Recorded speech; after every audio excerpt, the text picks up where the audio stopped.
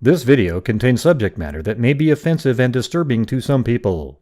If you are the type to require a warning throughout a video or show, let this message serve as your warning. This channel discusses the harsh reality of true crime. If this warning is not sufficient for you, consider a different genre and unsubscribe from my channel immediately.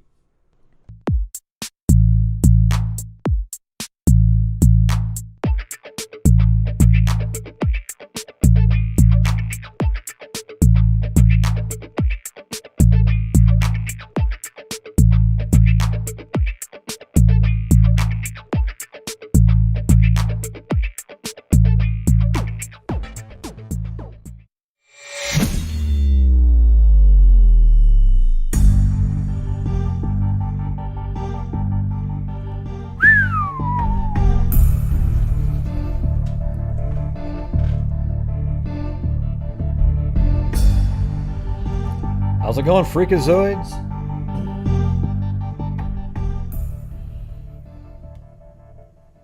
Yeah.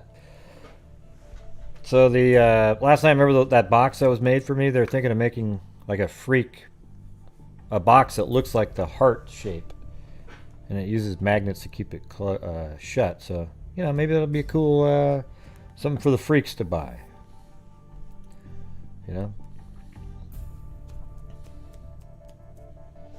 The box that they sent me was this one right here.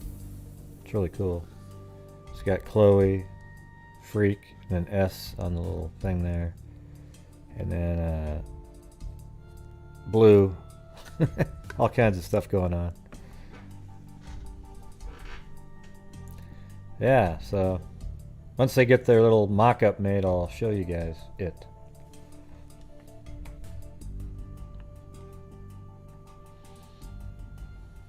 Yeah. So what we should do is start off the show. I think since we're doing Abby and Libby tonight, we'll do a part of the donation for the end of the month. We'll just do right now. I thought we could do the National Center for Missing and Exploited Children again. Right? Do you think that's a good one, or we could do, well, NamUs isn't really for this. What's one of the other ones out there that has missing persons on it?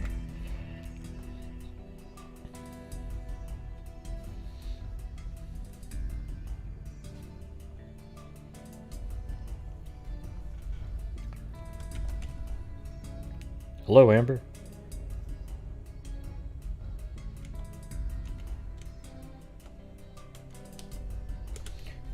Yeah. But maybe I'll do, no, I think I'll just do Nick Mech. That one's been around for so long and it does a lot of good.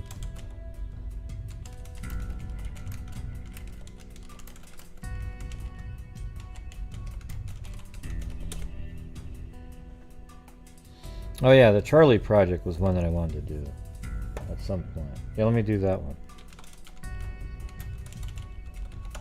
Doe Network's totally different. Let me do this one.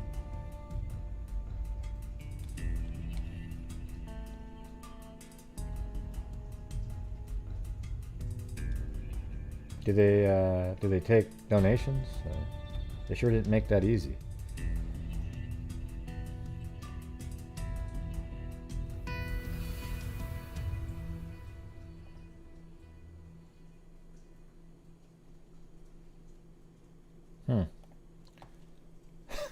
Hey, Charlie Project, you should have like a donate now button on the top of your screen.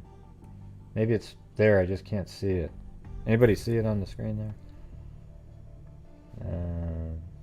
No.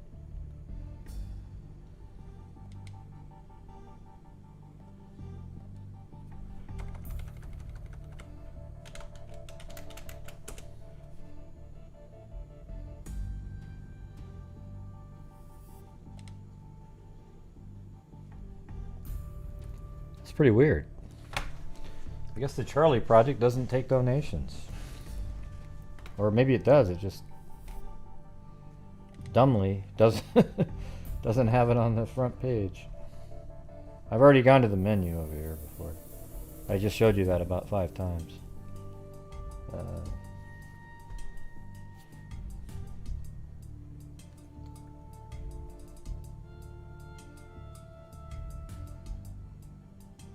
Wild. Wow, what a dumb... Are you kidding me? On FAQ? Wow, that's ridiculous. Man, you gotta have that right on the front page. I don't know who's putting that together, but who the hell is gonna look on that? You just looked there because you were just clicking on stuff. You wouldn't have ever gone there just naturally. Alright. Well, I would agree. I'm always... Yeah, shut the hell up. Alright, let's see. Charlie Project. Alright. Well, hold on. Let me see what that said before. Okay, cool.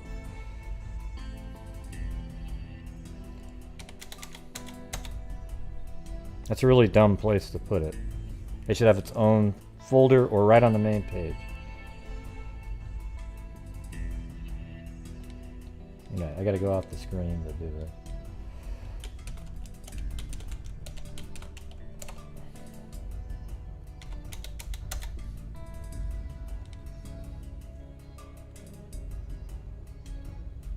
I wonder why they would put that there. It's just... Hey, thanks, Janice Johnson.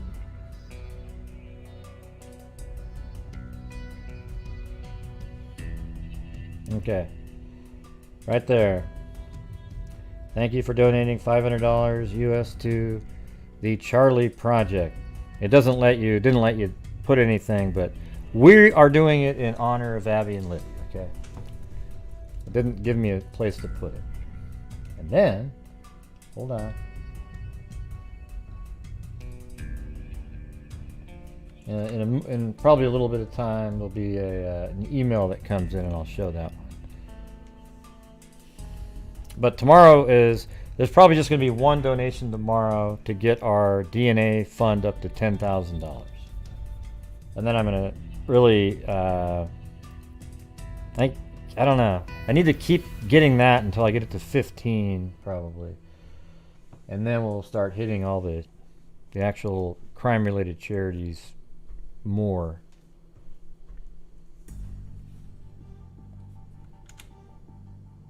Okay, here we go. So there's the email right there. Hold on, let me open it up. There we go. That's the email that just came in. You donated $500 to the Charlie Project. Right there, May 30th, 2021. Just now. Okay? Alright, so that's proof for all the clowns out there that never really think that we donate anything. Now let me add that to the...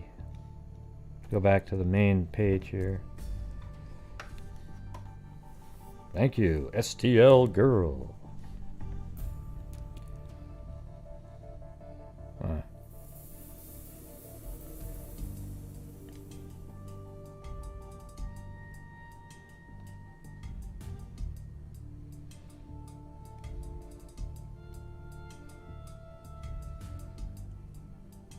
There it is. So this is now 15,100. And we got a new one to add to it. We haven't done Charlie Project before.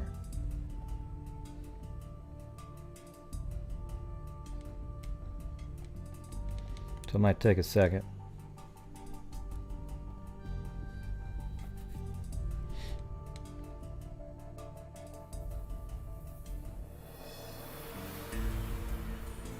Gotta add a new, put it right there, call it Charlie Project.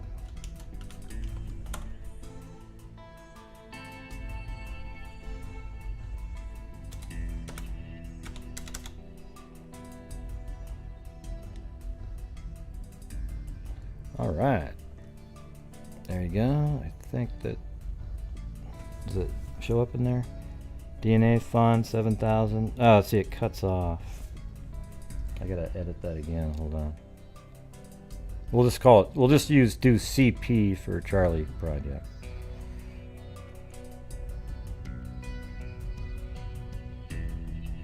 Hey, you guys should have been here last night. We had some fun with the, these people were calling in so angry that I didn't have rewind mode. They even unsubbed because I didn't have rewind mode. It was really weird. Really strange. Okay. Does it work now? Innocence Project 500, Kyron Horman. We haven't done that one. Yeah, there it is. So now it's Charlie Project 500, Rain 2000, Rain's Violence Against Women, and then Knickknack, we've done 2,700 so far. And then the DNA Fund has 7,500.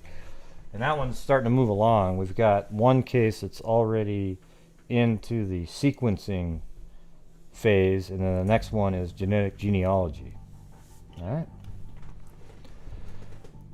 We are actually making a difference here, everybody.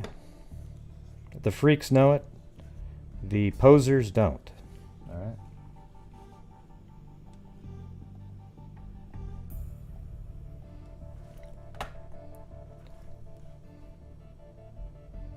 right. Yeah, no DVR. I'm out of here. Forget it. Yeah, so tonight we're having the call-in show again on the Delphi case. You can always call in. Those are the numbers up at the top of the screen there. And I have it so you can, well, let me see. Well, I add you to, you're in a waiting room and then I add you in. All right.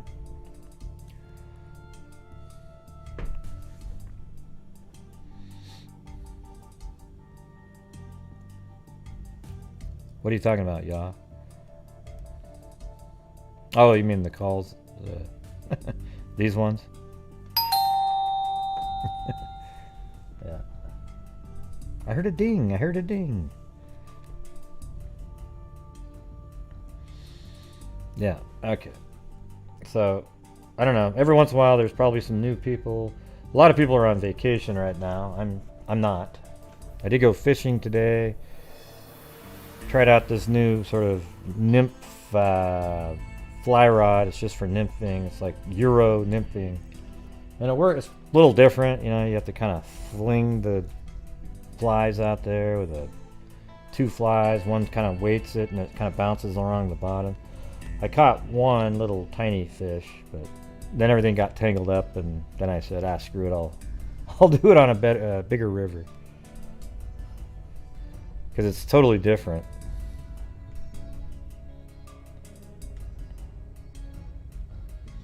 Hey, thanks, Mary Poppins. Yep, so far this month, not even on donation night, we have donated 1,500 to the Abby and Libby Fund, and then just now to 500 to Charlie Project, and then we'll be donating. I'm hoping to donate another 2,500 or so tomorrow, but it depends on how that last push goes. And that would be 3,500. Of course, you know, everybody knows that I donate probably like 40 to maybe 50% sometimes of the take home from YouTube. You know, so they take their cut, and then I get taxed on it. And then what's ever left after that is what I use. Because you guys are supporting my channel to allow me to keep doing this, and then it also, at the same time, we're raising a tremendous amount of money for charity. Now, I guarantee it, if every night of every show all I was saying was, okay, we're raising money for charity, we're raising money for charity. You know, you probably like, I know that people want to support my channel too. And they also know that the money from that, a portion of it, a large portion, goes to charity at the end of the month. Okay? And so it just is what it is. People would get burnt out if it was just charity every second of every single day, all the time. I don't know how you guys feel, but you guys like the fact that I do my show, right? I wouldn't be able to spend 6 hours a day, 7 days a week, you know, basically 365 days a year, You know, like during this whole COVID times, like we were all hanging out together the whole time. Like every single day there was something to do. 3 hours, sometimes 4. Molly Tippett's trial was 5, 6 hours. I just explain it because there's these people that they just don't get it. They pretend that they don't because it creates a narrative in their brain. Well, thanks, Callie.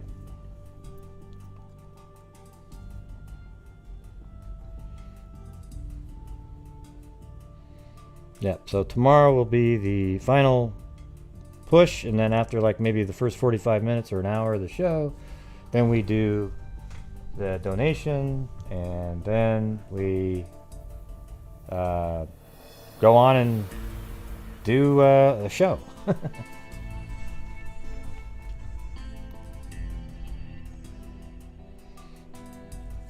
Yeah. Thank you, Angela Vincent.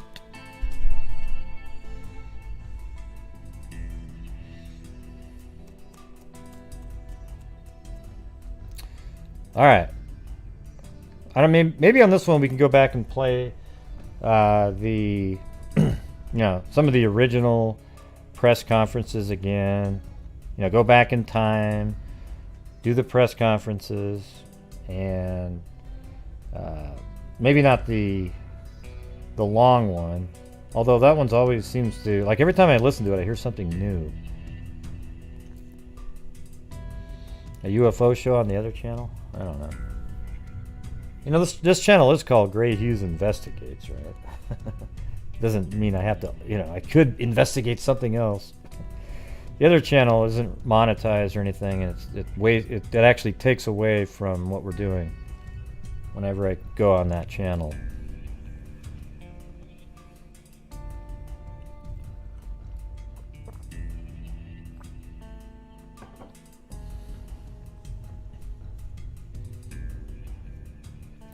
Do you think that the bridge guy, not the real...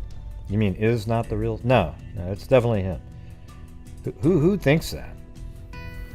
Listen, only lunatics and psycho people think that the person that you see on the video isn't the killer. Okay, there's something wrong with their brain. Yeah, they're probably the same people who think Sandy Hook was fake and believe in all the conspiracy theories. Every time there's a mass shooting, it's a false flag. Those types. Yeah.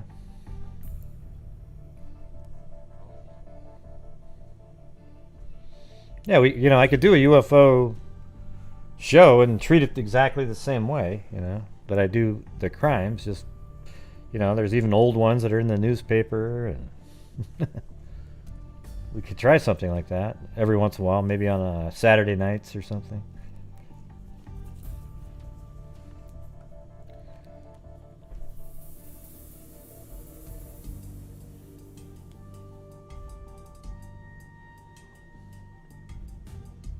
Yeah, without that, we wouldn't have a damn thing. Right. But anyways, there's a phone number up there, people, so don't forget to dial it. You actually have to grab your phone and start... I almost started going like this, like as if you guys still have rotary phones. I wouldn't... The abductions one I wouldn't do. Because that's where you get into some, wild speculation, no evidence whatsoever, just...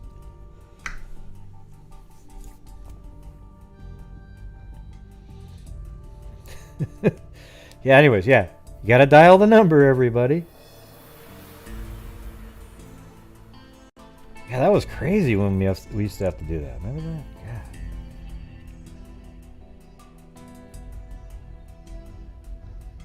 Yeah. Tomorrow night is. I just donated $500, though, Steph May, to the Charlie Project. And we're doing it in honor of Abby and Libby, even though there was no place to put it. Okay? They were only missing for a day, but...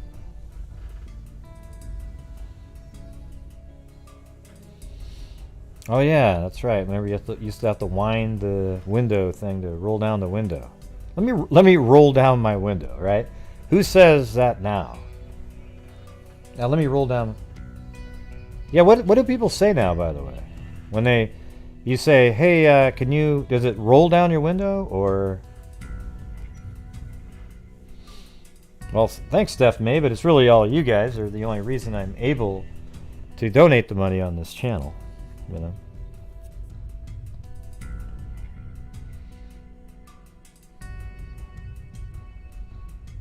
Yeah, so people still say roll down your window, like an officer, right? Well, no, I'm just pushing a button. Yeah.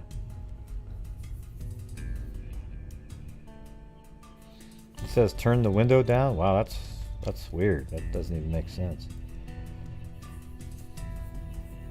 I think it would be something like open your window, right? Oh, there you go. That's what Marmite just typed in.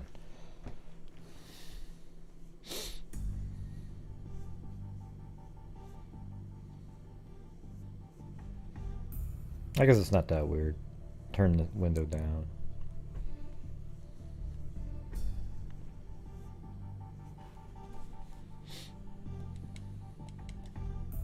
Yeah. So we'll go back in time. We can play some of these older. I've got all the different press conferences in a row. We could probably try that.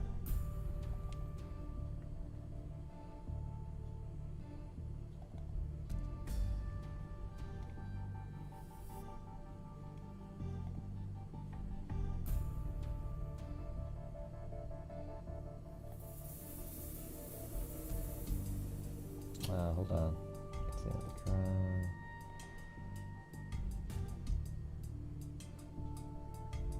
There we go. Final. Process. Okay, so I have 1, 2, 3, 4, 5, 6, 7 different ones.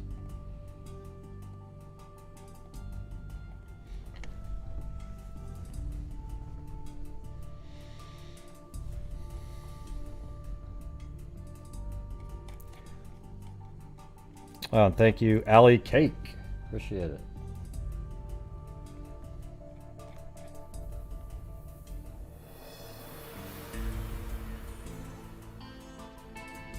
Yeah, we know. We covered all that SDMF. Thanks, though.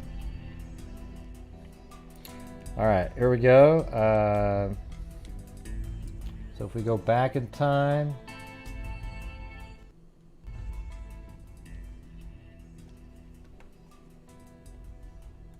Let's see. Go back. Well, you know what I could do? Let me. I keep thinking of something else to do.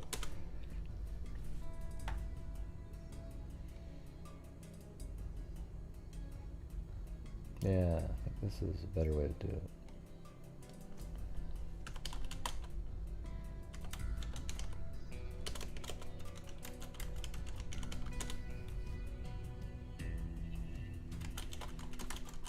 Yeah, this guy did an EVP reading of the Delphi case, and it was called Gold Rush something, and I was like, you see, you proved everything I've always said.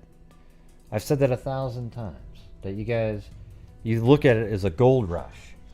You know, you cover it every single day, and you do it sensationalistically, and there was literally thousands of comments.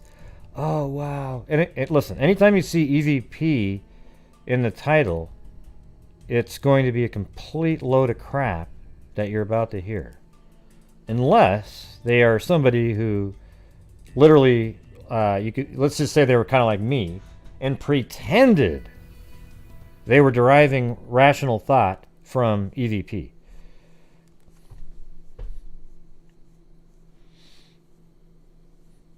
Yeah, no, it is. Got a cool freak family. Yeah, we get in arguments here and there. And people get mad and so forth, but we all come back and keep moving on. Keep on trucking every single day.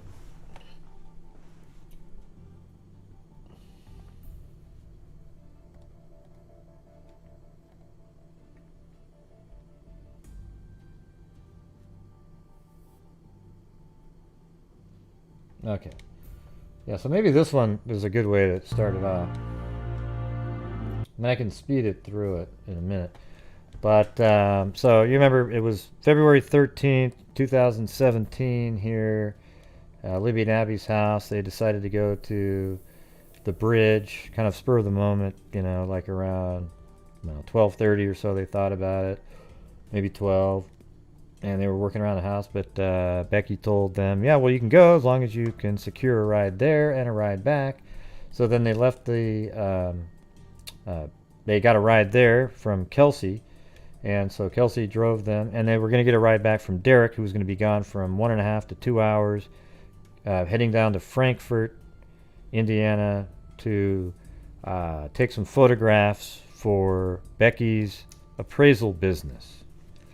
Okay, so anyways, they took off, and probably, they probably left the house at 1:25 or so, and they drive down this direction just like this. So down North 275th West, then on 218, then 375, and then I guess it becomes 575 right there, and then that runs into, let's see, is that still, I think it's 200 or 300, I believe. Yeah, 300 right here. And then that passes the cemetery, and then they pulled into the parking area here. And we can see all of that on this video here that I made. This is what I made this year on the 4-year anniversary.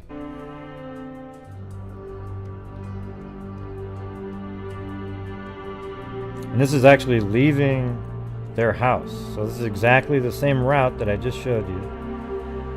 And I can speed it up a little bit. Like maybe if I turn off the audio, I can just speed it up, and let's see. 2 times the speed. Alright, there you go. And there we go. Take a right. So on the map right here, they're right up here. They just took the right, and in a minute they'll take a right down that direction. If I can get back in time. All right, there we go. Up above is a overhead map as well.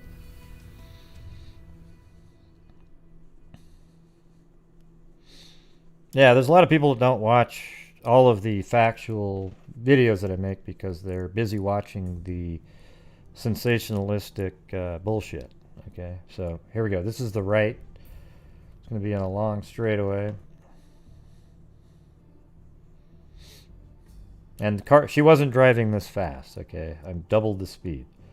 So if she was going 30, it's now 60.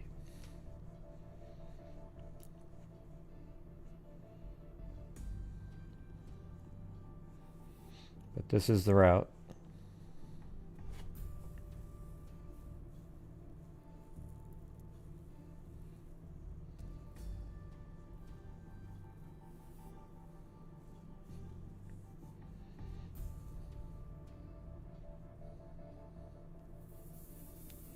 Should be taking a right here.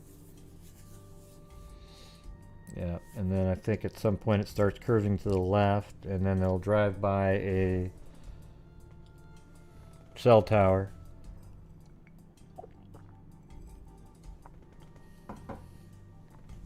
If I have it in my mind right.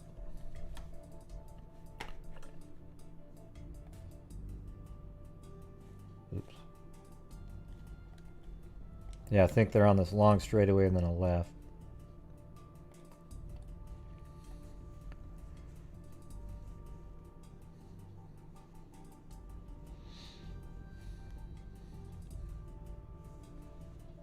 What do you mean psychic? I don't get it.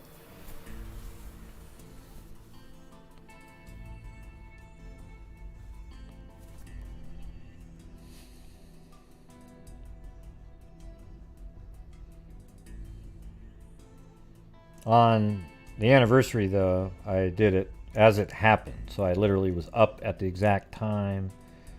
And now it's like it's saying 140 up here, but it was really like 137. You know, Kelsey probably drove a little quicker.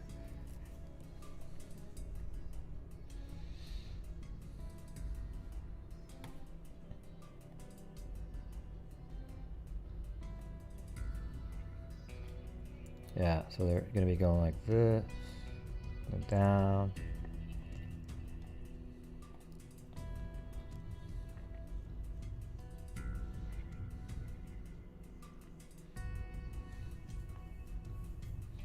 Yeah, Becky actually filmed this entire thing for me. I don't know if somebody held the phone there or how they did this, but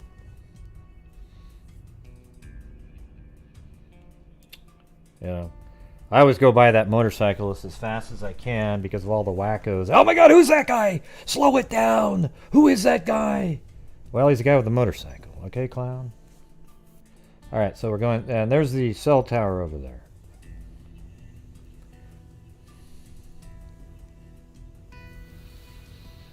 And then there, there's the cell tower, and it's going to go straight ahead, and then take a right, and then not too long after that, it'll pass the cemetery that's on the left.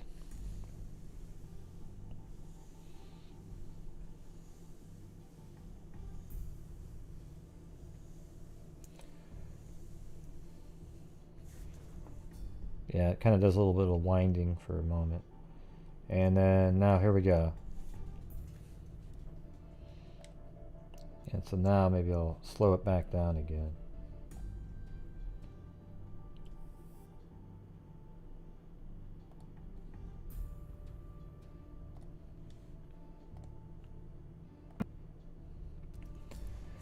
Yeah, driving by the cemetery on the left, and then right when those trees start up again is where the parking area is. So that's right here. You can see right past the cemetery where the trees start again. There's the parking area.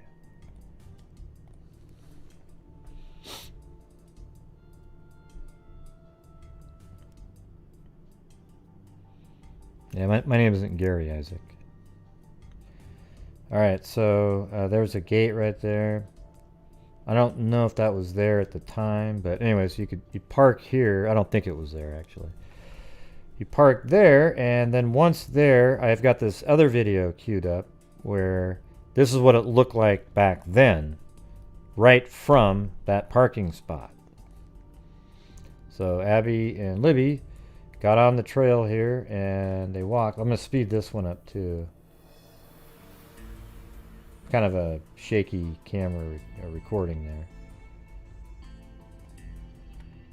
So anyway, it might make you dizzy because it's making me dizzy looking at it. But anyways, that's what it looks like walking down the trail. No, I do not, Isaac. I've worked with police on crime scene reconstruction a couple times, but that's it. And a private PI a few different times.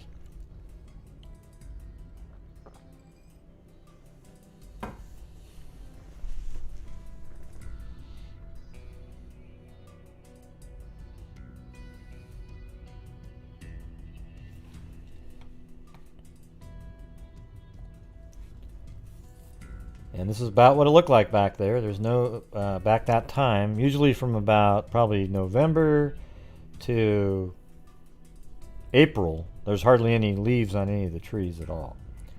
But come May, June, July, August, September, all that, it is completely like green canopy of trees.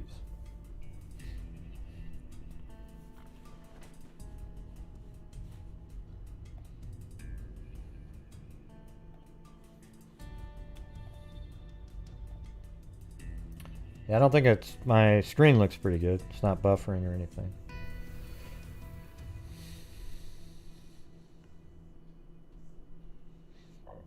Oh, there goes my stomach. What do you mean it's the first time you saw what?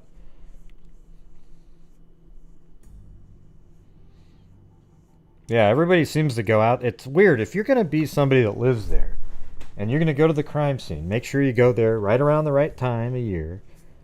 And just know what you're doing. You know, it's just so bizarre. These people that spend all the time out there filming stuff, and it's all meaningless drivel, all of it.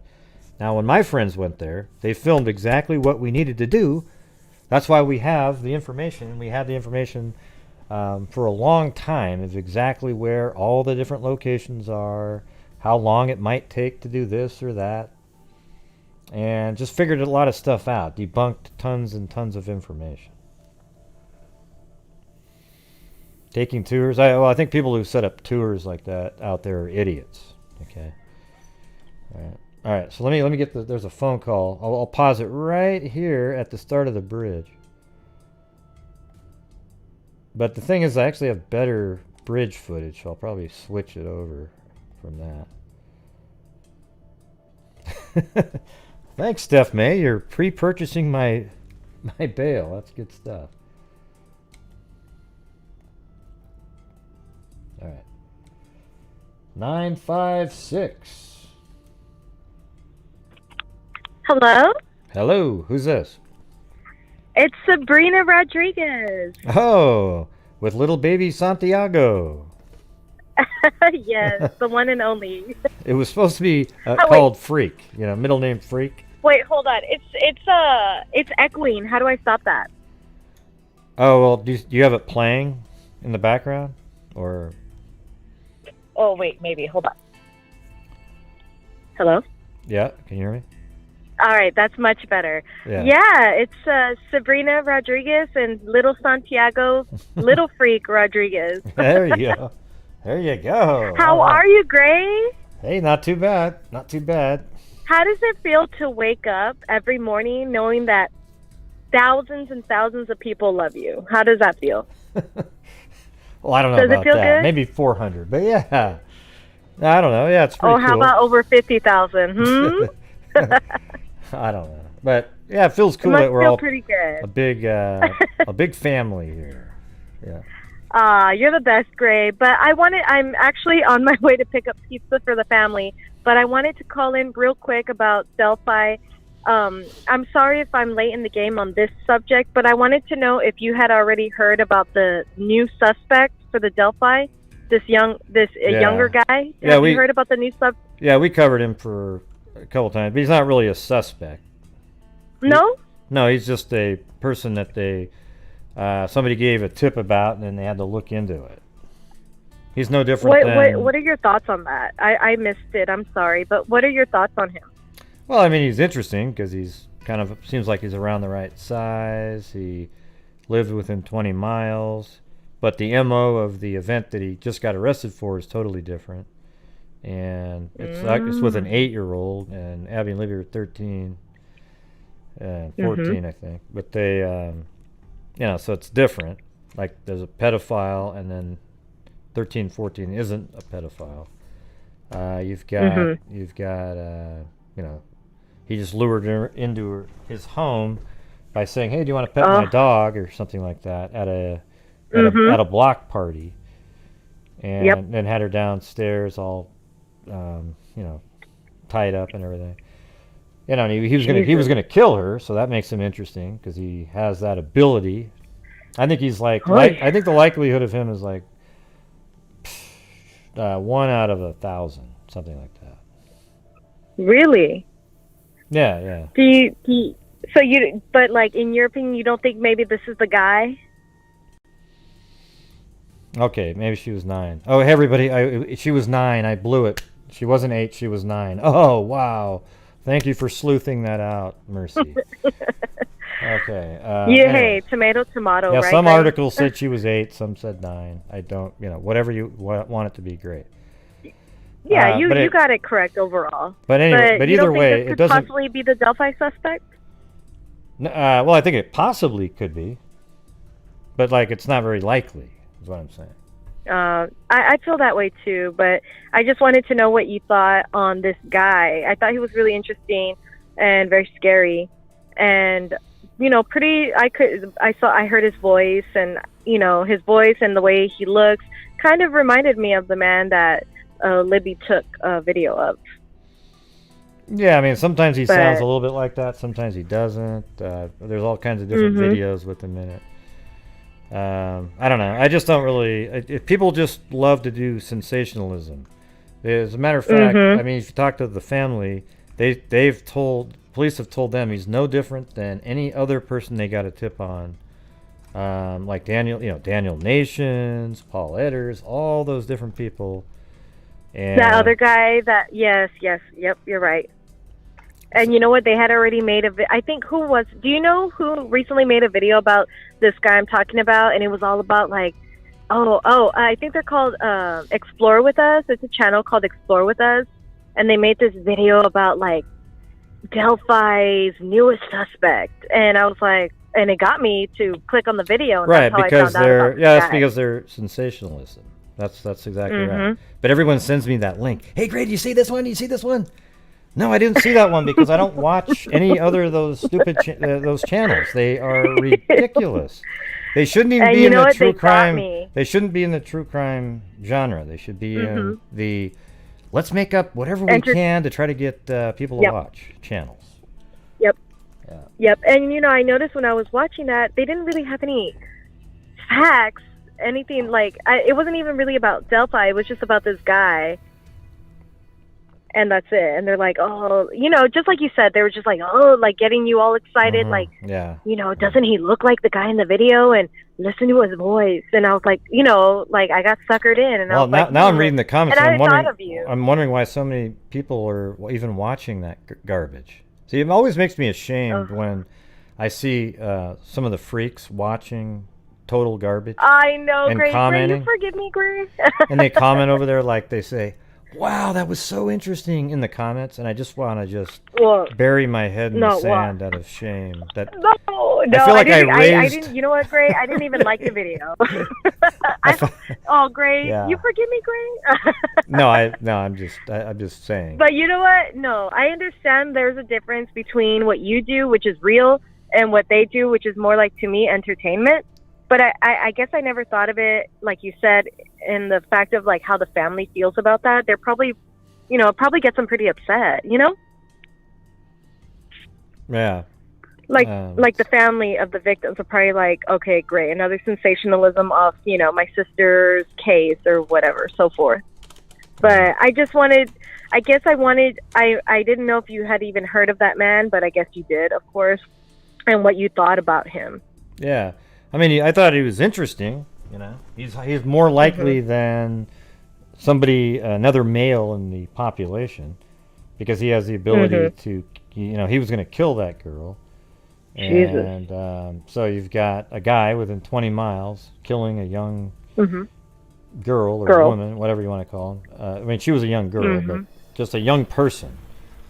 And but that's kind of where it sort of ends. They have all these, ooh, look at these pictures he took at a railroad track. I mean, I don't know. It's like yes, tons of that stuff and out you know there. what? That's what that Explore with Us channel, they had all that bullshit. I mean, forgive me, sorry for cussing, but they had all that like stuff. Well, I'm more upset that They're you like, keep oh, saying their channel name, because now people are like, oh, let me go check it out. It's I garbage, know, so you're nobody selling go it. look at it. I'm Well, you're sorry. selling it, I've piece only of seen shit. it. I'm doing it for you, so you know who's like. I just wanted you to know like the channel, but like you said, like who cares, right? Right. Yeah. But no, that was the only video I saw on it, and it was just like popped up on my algorithm, and I was like, I thought of you, Gray, and I was like, I wonder if he's even heard of this man. Like, not so much the video, but of this man, because I know that you pretty Thanks, much Dan know what's Cole. going on in the true crime community. So I had wondered if you had already heard of this man. You mean the guy that you call a suspect? He's not even a person of interest. No, like he's not a suspect, but like the guy like that this channel was saying, oh, he's a suspect. Oh, okay. Yeah, there's a lot of channels like that, because they're just starting off. So what they do is they want to they pick all the big cases. I wouldn't be surprised if they'll do one on the Lori and Chad Daybell, or maybe pull Chris Watts out of the hat and see if they can find some other Chris Watts. Oh my goodness. Right. Well, I mean, I'm glad you let me pick your brain a little bit with this guy. You know about him, and yeah, I guess like he's just another, what do you call barbarian? Like Yeah. he's just another crap dude, but it doesn't mean he's the next suspect. And I guess I still have a lot to learn when I'm watching these things, Yeah. But see, that's why I have you, Gray, to show me the way. Yeah. Well, I'm just saying, there's people can watch whatever the hell they want to watch. I just feel really weird when I see somebody that's over here always talking about, God, Gray, I love how you stick to facts. And then 2 minutes later, they're over there going, wow, this is so interesting on total garbage. Okay. Yeah. Oh, no. So I had that's the just part. seen that, and I was just like, okay. I didn't even give Well, I'm a not shit even about like referring the to actual you. channel. It was just like the guy. I was like, I just was like, I wonder if Gray knows about this guy. But the channel I could give two shits about. But I just was like, I wonder if Gray knows this guy. But I'm sorry, Gray. I hope I didn't get you upset. No, I'm not upset. The only person, like John Lorden is like, he's one that I've worked on different podcasts, and we're friends, and he's somebody that I know does it the right way, so I don't really care. Like when people mention him, it doesn't bother me. It's when people mention I've never actually seen his channel. I guess I should. Yeah, you should probably check him out. I will. And well, I'm actually in front of the pizza place, but thank you. As always, it's always such a pleasure and a big honor to talk to you and pick your brain. And yeah, thank you so much, Gray, for giving me your time. Well, how's baby Santiago doing? He's good. He's huge, nice and chunky.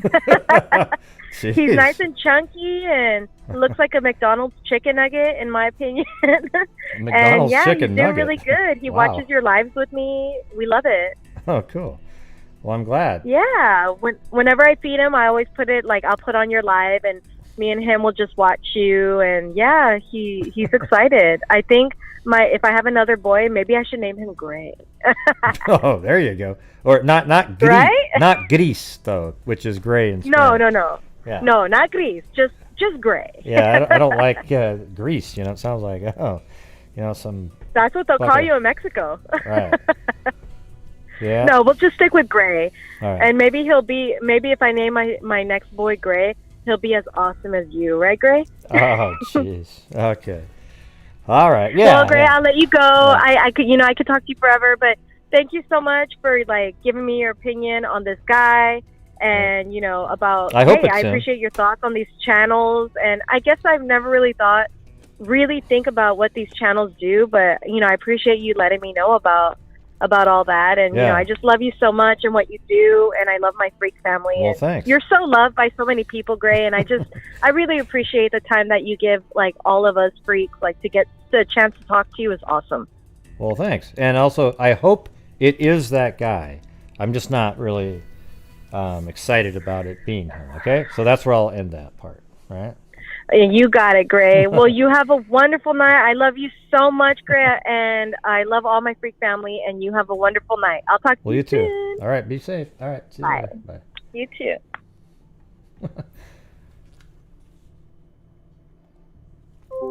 She's always so nice.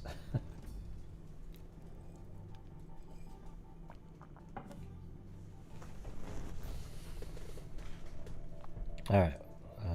Oh yeah, so we were just getting to the start of the bridge, and then I think a better video for that one is the.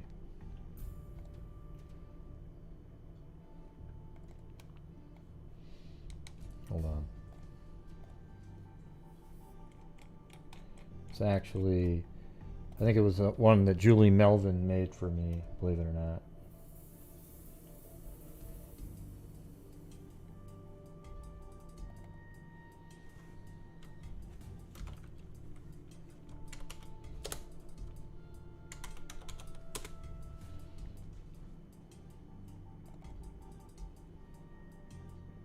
Alright, where is that one? Is it this one?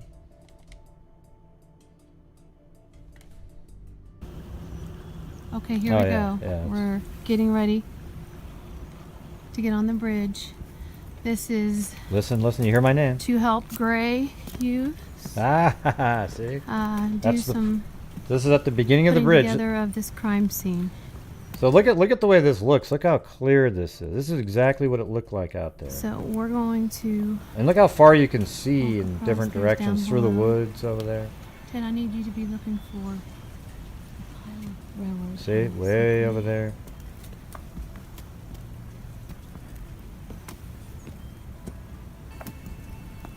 Here's the first platform. You can just tell it'd be kind of dicey walking across that thing. Okay, I wanted to stop. And the here. crime scene's right That way, around how it there, bends around, through that corner. and down that way. You see what I'm looking for? Let me know, okay, Ted? Don't sit yet. Big step here. Yeah, big step. Oh, that's right. I think her husband swears, and Okay. she says something.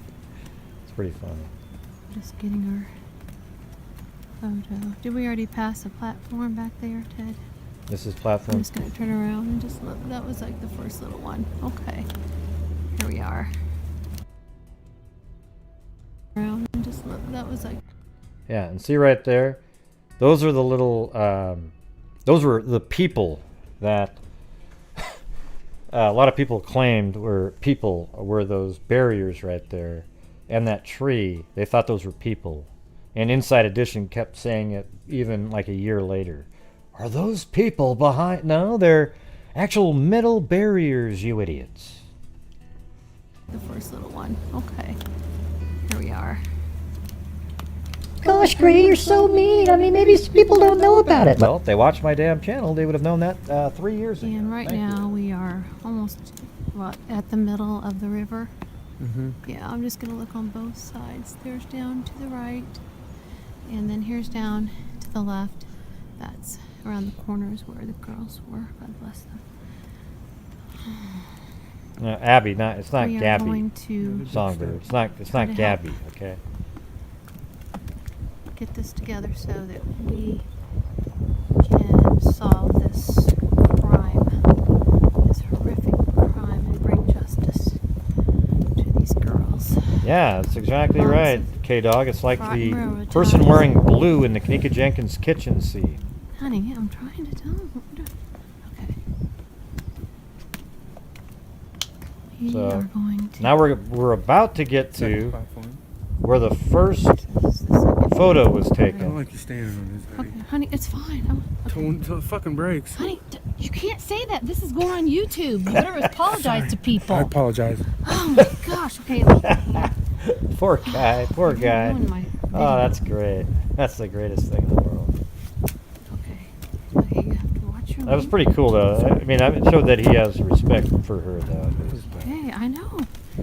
I can see him solid, okay? Alright, so I know what tree he's talking about up here. Here. Yep, it's the forked tree right up there. These trees that are right up against. This is so we're Oh, wait, going there it across was. the river now. Just missed it. Across here. Here. All right, so the first photograph was taken These trees that right are right up against. here. And that's because this little squiggly vine right there is absolutely, let's see, it's this one.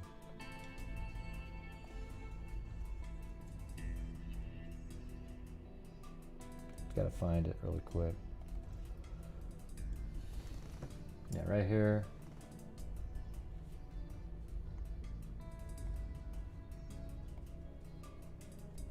See right there, and this one, and then not only that, this matches that. I mean, every single thing matches up. All of these match these other ones. So that's the spot where that first photo was taken. It's just a different type of camera, so it looks further, but it's a wide-angle lens, so the items in the distance look smaller. The camera that she was filming with isn't like that. The one that Julie Melvin was using. But yes, that's exactly the same spot. But here you can even see, look how many railroad ties appear to be in that little tiny area in front of you.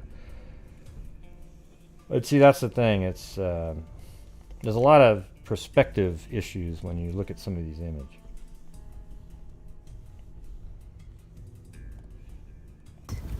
This is so we're. That's where the first photo was taken. We are across the river. Maybe that was probably like at 2:04, you know. And I'm just going to show you some trees here. We're coming up. Okay, this is where you start to see grass and that, or not grass, but trees and that sort of thing. See, once we've done this once before, so once you do it, it gets a little bit easier. Oh, shit. Sorry, I use the sign language now. Okay, She just cussed. This is going on YouTube. Okay. So, do you see where we are? That tree. Okay. So this is the platform that Abby was standing on when she took the video, the photograph So there's a of platform there. Abby. Let's, I'm just going to turn around real quick. Right here. So that was it. You see that? Okay, Hold on. okay, this little fork tree is Or what I'll pause it and you'll see exactly what. Gray was looking at. There we go. Gets on There's a that platform. there. Let's, I'm just going to turn around real quick. Okay. And so, again, with the wide angle lens, that's what it looks like. But that platform is this platform. Everything looks closer on this video, but with the wide angle lens, it's got really small in the background. But she's standing, as you can tell, on the third platform and then filming back in the same direction. Do another little. Okay. I mean, it would be a little bit further because she was turned around right at the beginning of the platform. Okay. Let's go. I think that's a fork tree he's looking at. Yeah, we know LM, but we thought maybe we could just keep that, you know, we don't need to be talking about that today, though, right? Okay, yeah, that's when you start to see, when you're getting almost 2/3 of the way there is when you start to see really a lot of this. There's a tree. Looks like that one's been broken off though. Huh. But here's this fork tree I think you're looking at. Okay.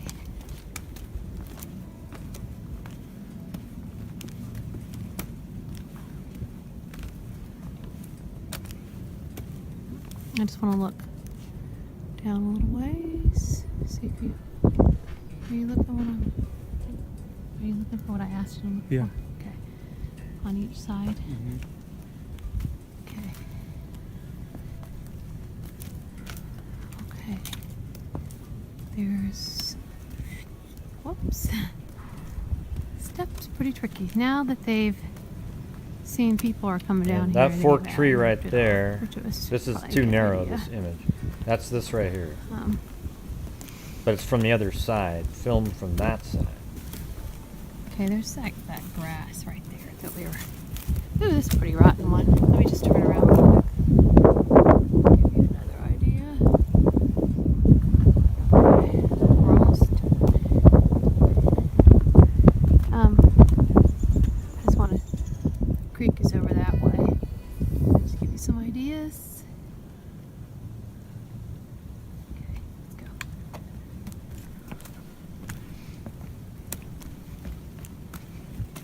Getting close to It's Evansdale. the end here.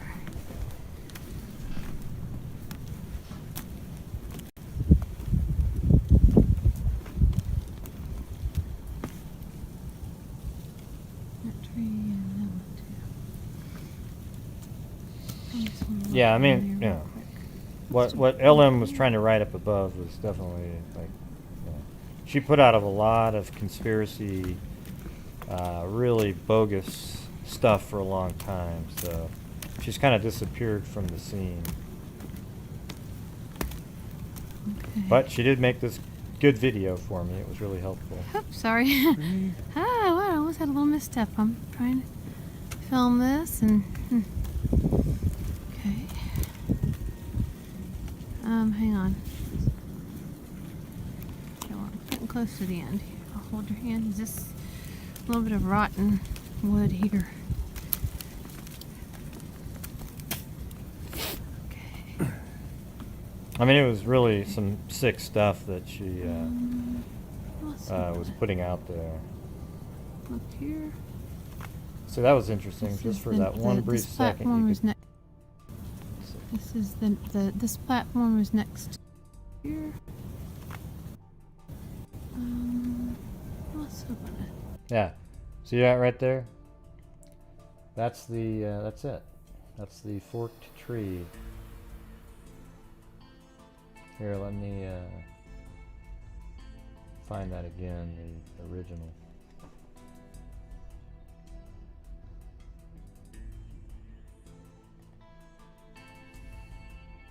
I think this is one that I made before they released the video. Alright, but see that? You can see right over here. See that? That's exactly what you're looking at.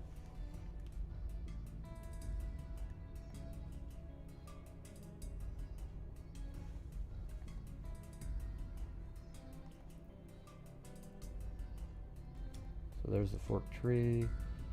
And hold on. Oh, I must have lost that video. Hold on. God darn it. Frustrating.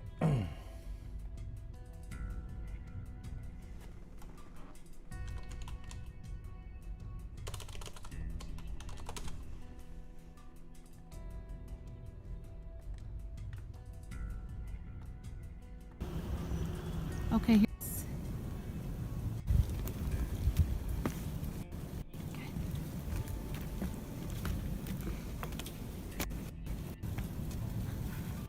Oops, sorry. Okay. Hang on. Okay, well, I'm getting close to the end here. I'll hold your hand. Is this a little bit of rotten wood here? Okay. Okay.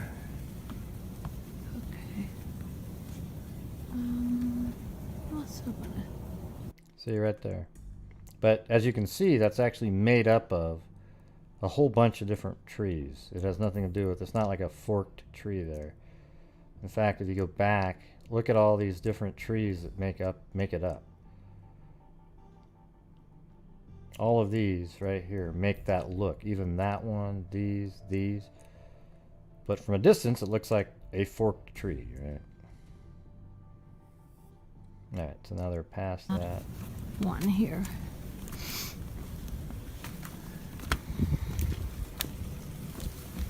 Yeah, she was out on the dark side really quick.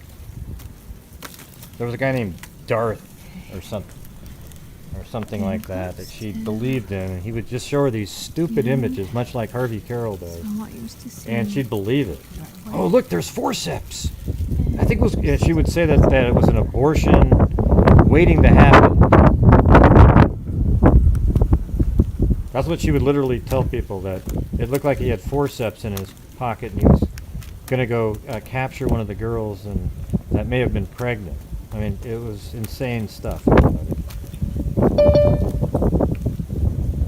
Oh, and here, right there, we're walking by it, right there. That's the white nodule, a bunch of damaged railroad ties right there. That's the white nodule by the left foot, or by the right foot of the suspect.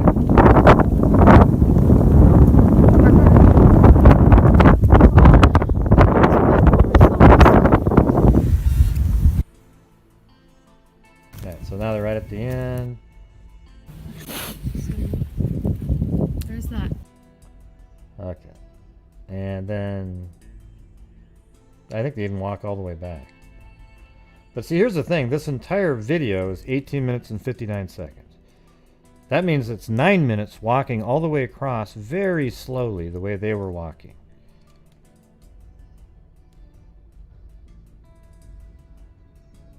And there's other things in here that I used in this video, like right here. This is where they said that there was a guy hiding behind a tree. Well, as you can see, it's almost on a sheer cliff right there, and that's not a person, that's a branch.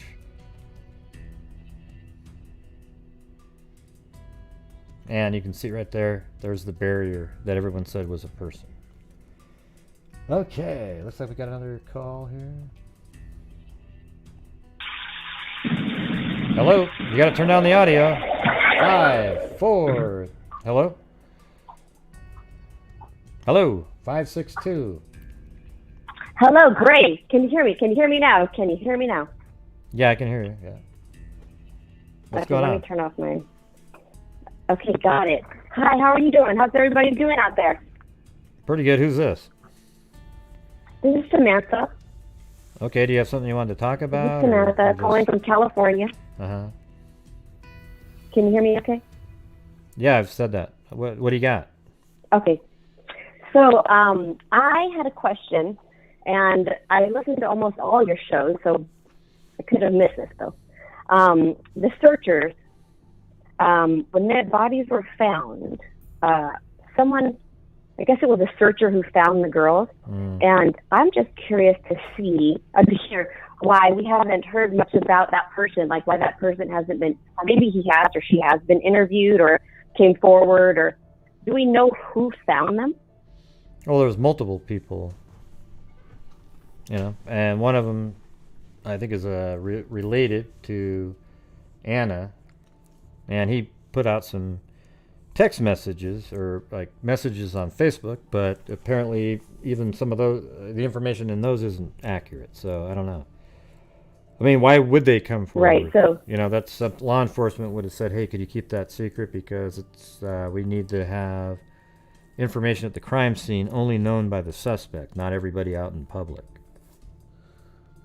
Which kind of made me think of how, I guess, you had a conversation with Paul Holt, who said they got a tough road to hoe, or something along those lines. Yeah. That maybe there's, I'm grasping at nothing right now. I'm just trying to keep the fire burning, and I don't know if maybe the DNA or the crime scene was contaminated by the searchers. Thus, maybe that makes it a little bit tougher to figure out the DNA of the killer. I don't know. Yeah, I just think they don't have a very good sample. They have very few markers compared to what you need, and they don't even know if it's from the killer, because the DNA wasn't found on a location that would be directly correlated to the girls being attacked. Like, for example, if it was skin underneath the fingernails, or heck, even blood that wasn't the girls on them, or semen, or something like that that was related to an assault. If you just had touch DNA on the shoulder of a jacket, well, hell, that touch DNA could have came from anywhere. Right. So you think that they have more than one? They have a lot of DNA from different people, probably. Maybe. It's hard to know how much DNA they've got, but it doesn't sound like they've got a great sample of anything that they can definitively say is from the killer. I did. I took some forensic lab science classes at Cal State LA, and they had speakers come in, and I won't forget this, but one speaker said that they were able to basically identify a killer from the DNA inside of a pubic lice. They're able to get a full profile just from the lice eating off of the person, which is insane because it's sure come a long way since the OJ trial and, back in the day. But it's way more sensitive now. They can have a lot less DNA and then come up with a profile. It used to be where you kind of needed a lot. Yeah, exactly. What was the thing that we just said? What was the thing we just said the other night that they just now are using? What was that? You guys remember that article or an email that I read of the new technology that they can get DNA from? I'll have to go look for that. It was pretty weird. Yeah, because it seems like the whole science of DNA is just moving faster than the speed of light right now, which is just great. And I feel like they got something. They can't tell us, of course. I just wish they'd give us a little bit more to chew on. And then I was just thinking, how they say... That was from ashes. That was what we talked about. They're actually able to generate... What was it from? DNA profile from ashes of a person. Oh, wow. Yeah, that's crazy, right? I mean, at that point, God. Yeah, that's pretty wild. Not sure how they're doing that, but... Because that's so funny. My mom passed away in January, and she was cremated, and we have her ashes here, but I'm just skeptical. Like, how do I know if that's her? You know? Well, now you can send it Yeah, in. that's interesting. Yeah, I guess I could have it tested if I really had a question. But yeah, anyhow, so I was just thinking, usually typically when the first people to find a body at a crime scene are often kind of a suspect or to be looked at. And I just haven't heard much about the person that found the body. I honestly don't know anything. So I didn't know if any of you guys did or what you thought about that theory. But that's about it. Yeah. Well, what theory are you talking about? I didn't even hear you say Just like, theory. oh, no worries. Just like the person, whoever found the girls might be involved. Oh, that one. Yeah, I mean, everybody always says that. I don't think so. I don't think so at all. Yeah, okay. Yeah. I think it was just people out there searching and stumbled upon the remains. I mean, it was just... Right. I mean, everyone wants to come up with a conspiracy theory or some kind of a theory to make it more interesting. Yeah. But sometimes there's just a killer who kills, and then we can't find the killer, and it's no more complicated than that. You know, there isn't like this whole drug deal gone wrong. There was some guy mad at the dad for this and that and the other thing. You know, I don't know. Just people speculate so much. I speculate too, but I speculate based on the facts that are presented. I don't sit there and just kind of go, what if this, and then spend 8 years looking into the what if this. It's just... I know. nothing. You're right. You're... Yeah. No, you're right, Gray. And like you bring us all back down to reality, which I really appreciate, because you go to other channels and you get caught up in these like threads on Reddit or Web Sleuth, and you're just like, you start to go a little nuts. And I really appreciate you for just grounding me. Grounding us all, but I will say this: every once in a while, the weirdness is true. Most people weren't talking about what the weirdness was, but the answer turns out to be something crazy, right? Mhm. You know, we were just talking about the other day about the SOS signal on the airplane, right? Did you hear that one? Mhm. Oh yeah. Oh, Yeah. that was insane. Yeah, Yeah, see and that that was alone like- is crazy. And it's funny, Gray, because I heard you, when you talked about that, and the orange sock. I don't even know his name, but I know the case. But anyway, like I feel like a couple of days later, I read something from a news source, and I was looking for your name. I'm like, Gray I had to get this from Gray Hughes. And of course, your name was never mentioned, but they were telling the story like Right, yeah. like they discovered it. And all that. We knew about this 2 or 3 months ago, and we put it out about 2.5, 3 weeks ago, and then about a week ago, NBC and other people put it out there. Not one mentioned that we put it out, but I know.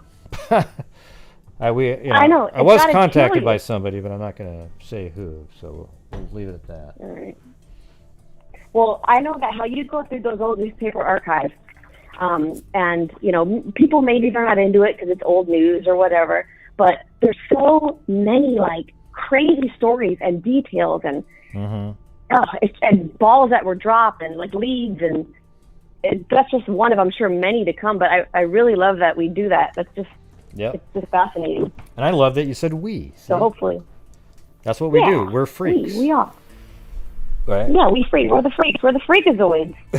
Yeah, you have a tight crew, and you're right, Gray. We do get into arguments from time to time. One time you called me a troll. I'd even comment on it. I was like, he just called me a troll online. And it was about the Michaela Garrett case. And they found, they said they solved it off of a palm print. And I just said, I need more than a palm print. And then you called me a troll.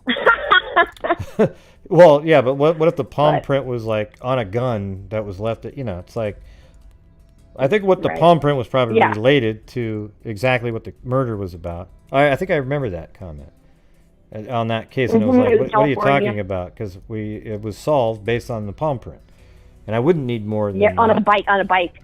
Yeah, it was like, it completely meant the whole case, and you wouldn't need more if you put everything else together, and then here's this palm print. Yeah, that was like the last piece of the puzzle they needed. Right. So And like even when you called in, Yeah, that you was- sort of sound like a troll right at the beginning because you're just like yeah, great, you're saying all the stuff, but then you get into the regular part. So I wasn't even sure at the right, beginning. yeah. I could tell. I could tell when you're suspicious of the callers because you're very slow to kind of talk, and you're like, all right, what do we got here? Who am I dealing with? yeah, just start talking about what you want to talk about instead of there's a whole bunch of this extra Right. stuff going. And I always wonder, 'cause that's what the trolls do. They fake Mm-hmm. like they're I'm just this case is really interesting. It's got really I'm just wondering why and then all of a sudden boom they throw something out, right? Mhm. And so And you know it right away. You're like, all right. so that's how it Kentucky started Jenkins, off. what? That's how this one started off tonight. I wasn't sure what was going on. Okay. Go back and listen to All it. right, You'll, well- you'll see. I will. Yeah. Well, I'm not a troll. I mean, I can you tell. know. I know you're not a I- troll. I've seen you in the chat a million times. Once you said Yeah, your name, I was like, thank you. okay, all right. All right, we're safe. We're in the safety zone. Yeah. Well, if I think of anything else, or if I add up any more facts and have some logical questions, I'll give you a ring. All right. Well, thanks for calling in. But appreciate you. Thank you for keeping this case going, and you are the best. Well, thank you. And thanks for calling in. Thanks, Gray. Love you Thanks, guys. Love you, Samantha. freaks. All right. See you Have a good evening. All right. see Okay, you. bye. Yeah, I wasn't sure when that one started, but hey, it turned out okay. Well, I'd have a lot of questions, but one that I'm really interested in is there's two questions I'd ask. What time was the video taken at the end of the bridge? The video of the killer. And then also, what evidence do they have that they are certain that the killer was still in the area for a half hour after Derrick got there? All right. Here, I gotta get a Gatorade. Hold on.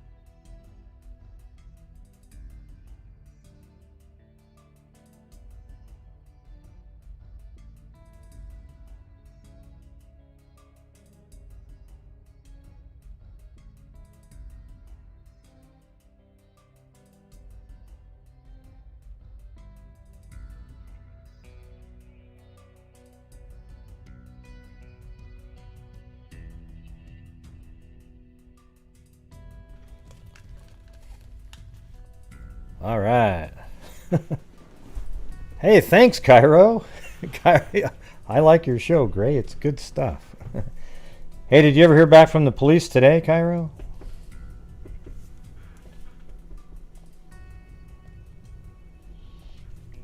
About your crazy abduction or whatever the heck what you'd even call it.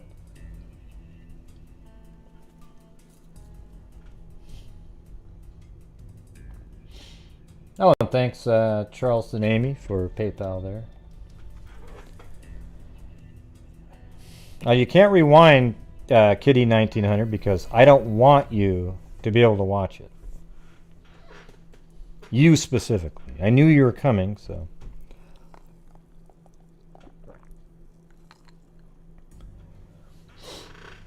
Well, did you tell them what it was about? It kind of is an emergency. Hopefully you'll unsubscribe, Kitty, if you are even subscribed.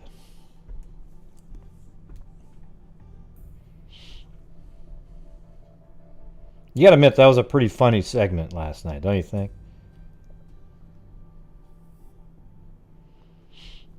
All right.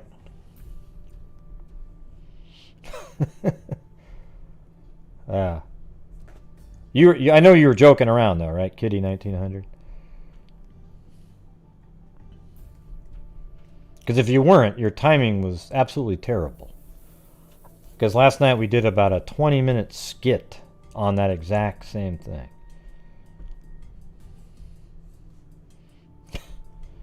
Man, I sure hope you're joking around, man. You even worded it the same. Yeah.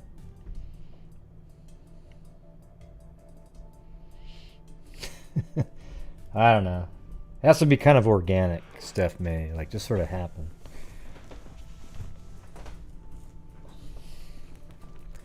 And also, what was the comment above? Hold on, I'm looking for something again. Hold on. Chris Owens up there said, instead of recording the guy, why didn't Libby and Abby run away unless he had a weapon at that point? But if he did, why would he let Abby take photos? Why would he let Abby take photos and recordings of? Yeah, see, yeah, there's a lot of errors in there, but he didn't let Abby take photos of anybody.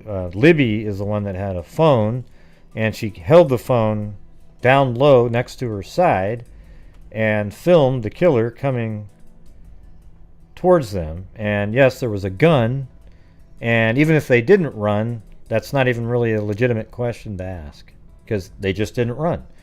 So you're asking why didn't somebody run serves no purpose, unless you're trying to imply that there's some sort of, they knew the person, and they didn't know the person. That's why they were like, that. He's still behind us, right? And the person said, hey guys, down the hill, right? So it could have been, they definitely didn't know the person. 100%. All right. So there you go. Is that good enough for you, Chris Owens? It was kind of a dumb question based on the fact that we've covered that 1,000 times on this channel. Now, if you're one of the people that was been watching all of the crazy people out there, then sure, that would be something you wouldn't know.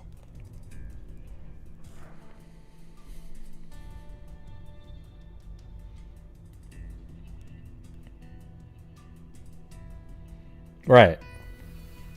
It's all, yeah, it's doing that. It's implying that they should have been able, they should have ran, and I would have done so much more than they would have because I'm so much cooler than them. Or you're also implying that they know the person, and you're sort of suggesting that that's why they didn't run. There's a couple different things about that.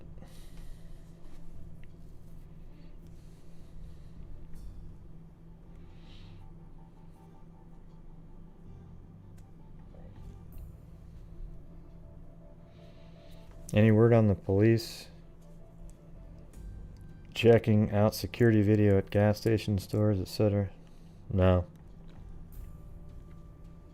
I'm sure they've done every single thing possible.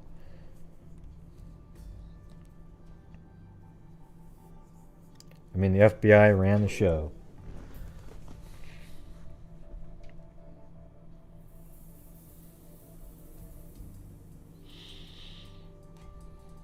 Yeah, so if you go back to the map, they were dropped off here at about 1:37, walked down this trail right like this, just how we just watched, past platform 1, past platform 2, then take a photo, go on to platform 3, take a photo back that direction, then they both turned around, kept walking this way.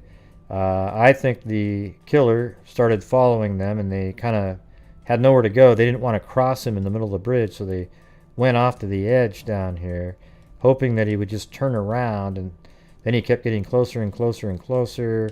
Abby was still on the bridge when Libby was filming off to the left a little bit of the video, and then he kept walking, and then Abby comes off, gets behind Libby, and then he comes off the end and says, hey guys. And then after he got off the end of the bridge, probably just glanced around a little bit, looked back across, and then said, down the hill. Then he forced him down this hill, down to the lower level. I think he possibly originally meant them to go here to assault them in this little corner area, because he probably didn't want to cross the creek. However, he could have had them go across the creek, and that's why they ended up over there. Or one of the girls might have made a run for it, and the other one followed, and he caught them both on this side and then killed him right over here. They were found the following day on February 14th, Valentine's Day, dead. So, but here's the thing, everybody. Valentine's Day doesn't play a role in it because they were killed on the 13th.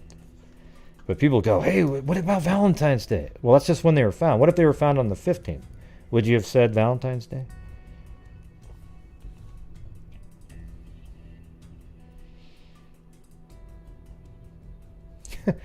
What is this fish fry talking about? It's so incredible that people show up like that. It's unbelievable. Just total lunatics out of nowhere. And no, I don't fish fry. I don't beg anybody for anything.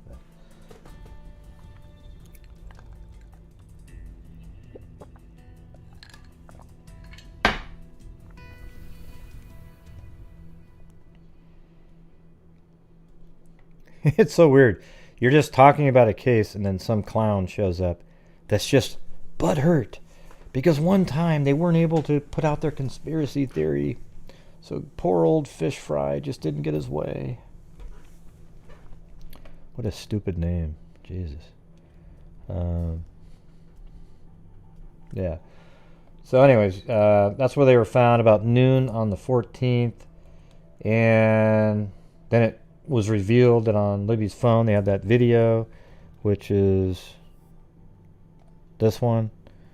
This video right here where I've stabilized it in a way where you can kind of see the way he moves better. That one's not the best one though. I made a better one after that one.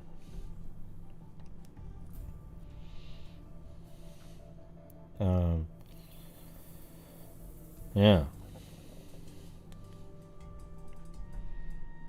So there he is walking. And no, those aren't people on the bridge. Those are people on the bridge, but it's a photograph behind the scene. It's not the same day or anything, right? All right, yes. I think it is a good time for, I need some time on the beach. Okay?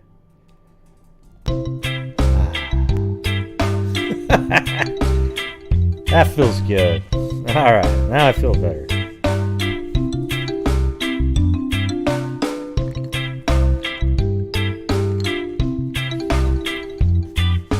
Feels good.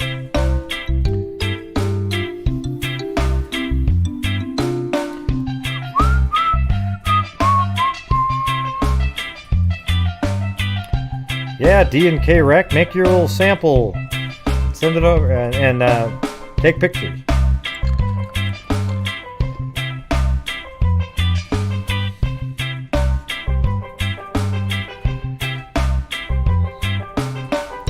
Karen Shank Chapman, Ori Fisher. So often I have this song stuck in my head. Awesome. Hey, thanks, Kit Kat.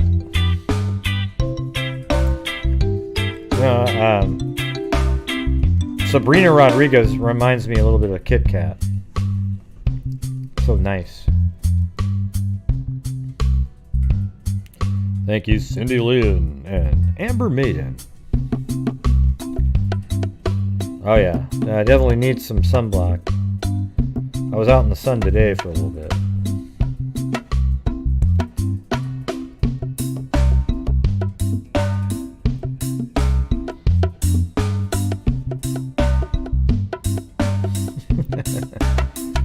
Yeah. Thank you, Allie K. Yep, this is our last day until tomorrow. One last push for the first hour, and then boom. I have had Gatorade and liquor before, like vodka or something.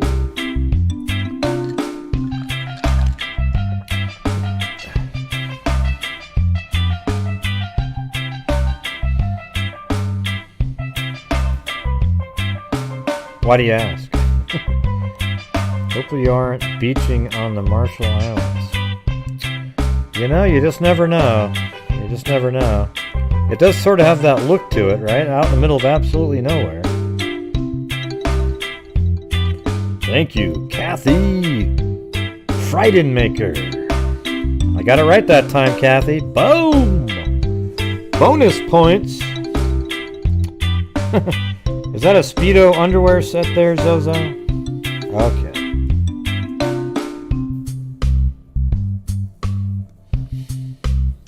Oh, hold on.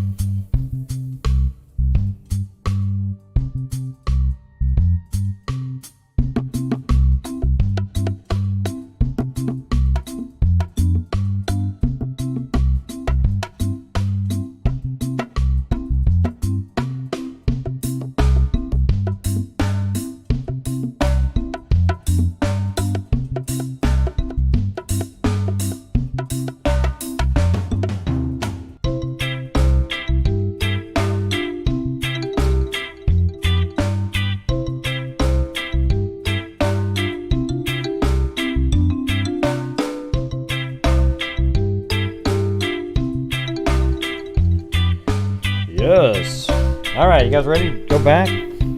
Thank you for the little mini vacation there. And a 3, and a 2, and a 1, and a... Just hard cuts, right to nothing.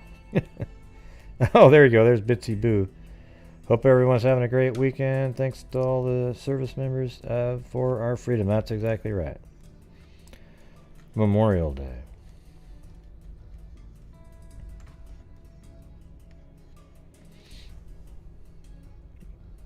Yeah.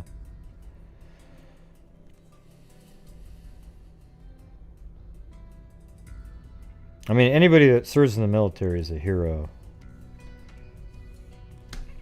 I mean, to actually...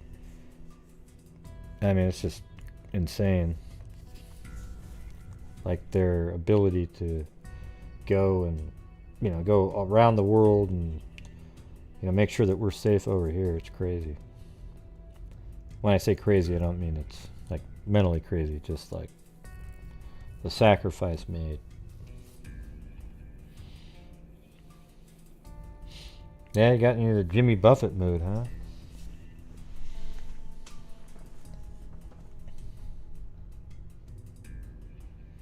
I'm sure there'll be some ultra PC organization that wants to abolish Memorial Day, you know, because it's just, oh, it's remnants of a, you know, some kind of, you know, they'll figure something out.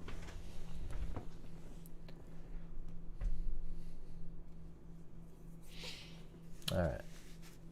So, anyways, you guys can call in. This is the Delphi call-in night. It's we only got 397 people watching, which is pretty good given that it's Memorial Day weekend.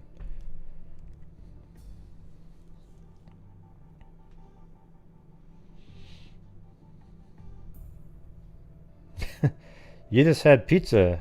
Were you hanging out with Sabrina Rodriguez? Or was she the... I don't know.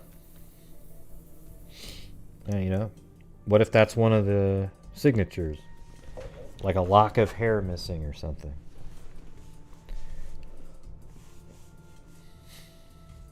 I'm not buffering, so if you're buffering, just refresh or...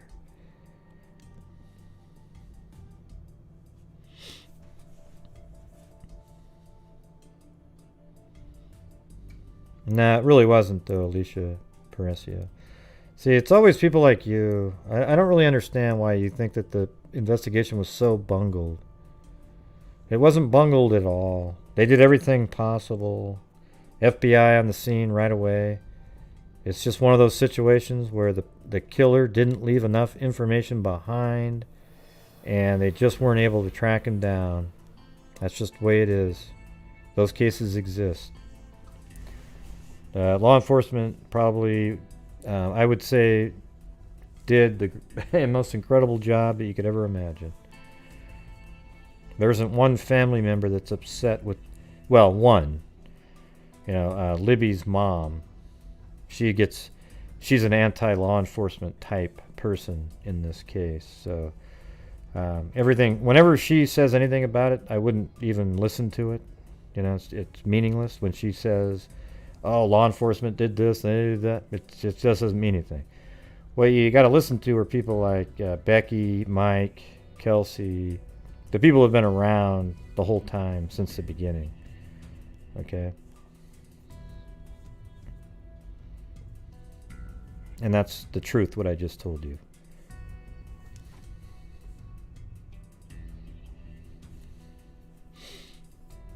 Because that's one of the things that's known at the crime scene. We've gone over that so many times.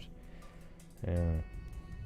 It'd be cool to know if the signatures are something that, wow, it's like a doll made out of clay or something. Yeah, it's a little clay figurine that he left on both of them. Well, then it might be useful after a while to show people, and they go, oh my God, this guy named Jim has that same thing. But at the same time, the signatures, if, you know, some people might even debate if there are signatures there. And if there are, then those items would be the things that only the killer would know. And when they hear from the right person, they will actually know that that's the one. If you put it out in public, what's left that only the killer would know? I mean, they're almost running out of stuff like that.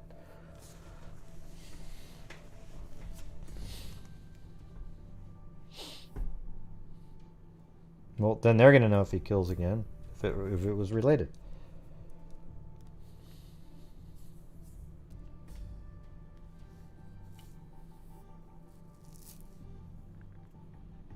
Huh?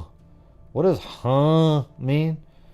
Yeah, type in a sentence and then people might know what it means. Let's see.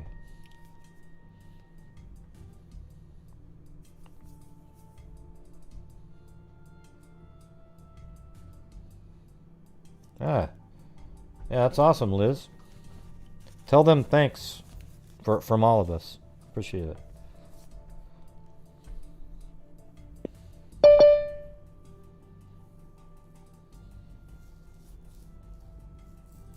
That's probably because in the 60s there was less crime. It's a better time. I mean, less like violent murders.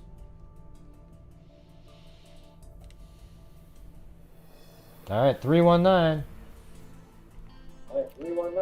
Gotta turn down your video again, man. Every time it's like this. Yeah, just turn down the video. You there? Yeah, turn down the video and use your phone. It's down. Okay. What's going on? Yep. Hey, not much. Just calling in for the first time. My name's Alan. Alan? Yep. All right. What's going on? And I was just curious. You mentioned a little bit ago a couple of questions you'd really like to ask if you could law enforcement. The first question was what time the video was taken. The girls took the video. That would help on the timeline and so forth. Yeah. But the second question is more interesting. Is you said that they know that the killer was still in the area for 30 minutes after Derrick got there. Yeah. And I was just wondering if you could elaborate on that a little bit, maybe. What makes you think they know that? Well, there's this person that contacted me a long time ago, and he told me this, and he actually has contact with somebody that would know that. And he was told this, and he told me, and every single thing else that he told me was accurate, and it was and confirmed by, again, other people that know the answers to the questions. So I can't tell you who those people are and everything, but could you? Are they affiliated with law? Is that person affiliated with law enforcement, or just? Well, the person that told me had sort of somebody that he knows that's related. You know, I can't really explain it to you, but. Just assume that what I'm saying is that for 30 minutes or so, he was still in the area when Derrick was still looking around, like when he got there. So he got there at 3:15 about, and then right. that means at 3:45 he was still walking around. So then you would have this 2:15 at the end of the bridge, if that's when that was, until 3:45, an hour and a half. A long time. That's a long time to be in that area after he did something like that. Do you think that possibly they have video? Now, they got that video from the building. Supposedly there's a vehicle parked near the CPS building. Do you think that video somehow shows somebody who looks similar to the guy that was recorded on the bridge walking back towards that car? Well, you've never watched my show before, or is this the first time you called in? A few times, but not not a lot. Well, yeah, we were the ones. There is a camera on this building here, but I don't know if that's really what they use at all. I've actually heard that might not be. So I'm just saying that's what it was interesting that it filmed right towards the CPS building, like that, and they think that it sounds like they think that the car parked there belonged to the killer based on the way they're wording it. I doubt they're looking for a witness that may have parked their car there. That's just a shot in the dark. But it's also kind of strange that you would ask for the public's help in identifying the driver of the vehicle parked there, but won't tell anybody what the vehicle is. So for me, it almost seemed like it was a message put out to see if the person that had that type of vehicle, they know what vehicle type it was, if all of a sudden the person that they may suspect got rid of tried to unload it right after that press conference, something like that.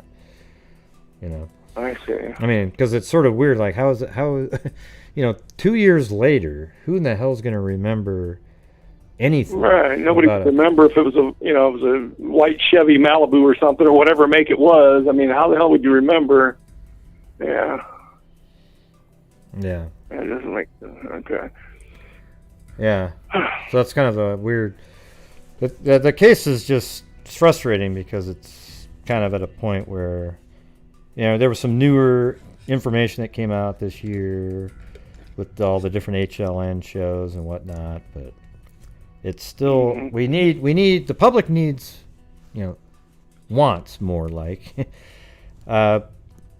more information, but it could even be that they need it because I think they need even more people interested, and they need to get that video and the audio out to more and more people because there's still people who never even heard of this case. Especially if they got more on audio. Yeah, if they had more audio, they definitely need to. I mean, not anything that's gruesome or anything, but I mean, if they have more of his voice or anything, they should certainly release that.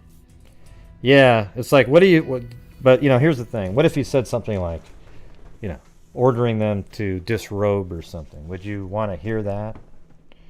I mean, yeah, not for the family's sake, maybe not or something, but yeah, I'm just saying, let's just say that was on there. See, there might be things that he's talking, but it's all really suggestive and violent, right,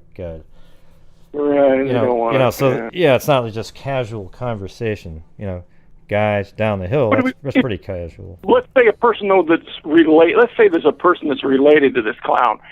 I mean, it's hard to identify somebody's voice off 4 words, down the hill. If they have a few more words or complete another sentence that they could squeeze out, maybe, I totally agree with you there. I think it is, some people, look, here's how hard it is. Might be like, oh, yeah, I know this guy, yeah. Because guys and down the hill, some people think those are 2 different people, but Carter says, no, it's the same person. And to me, it sounds like the same person.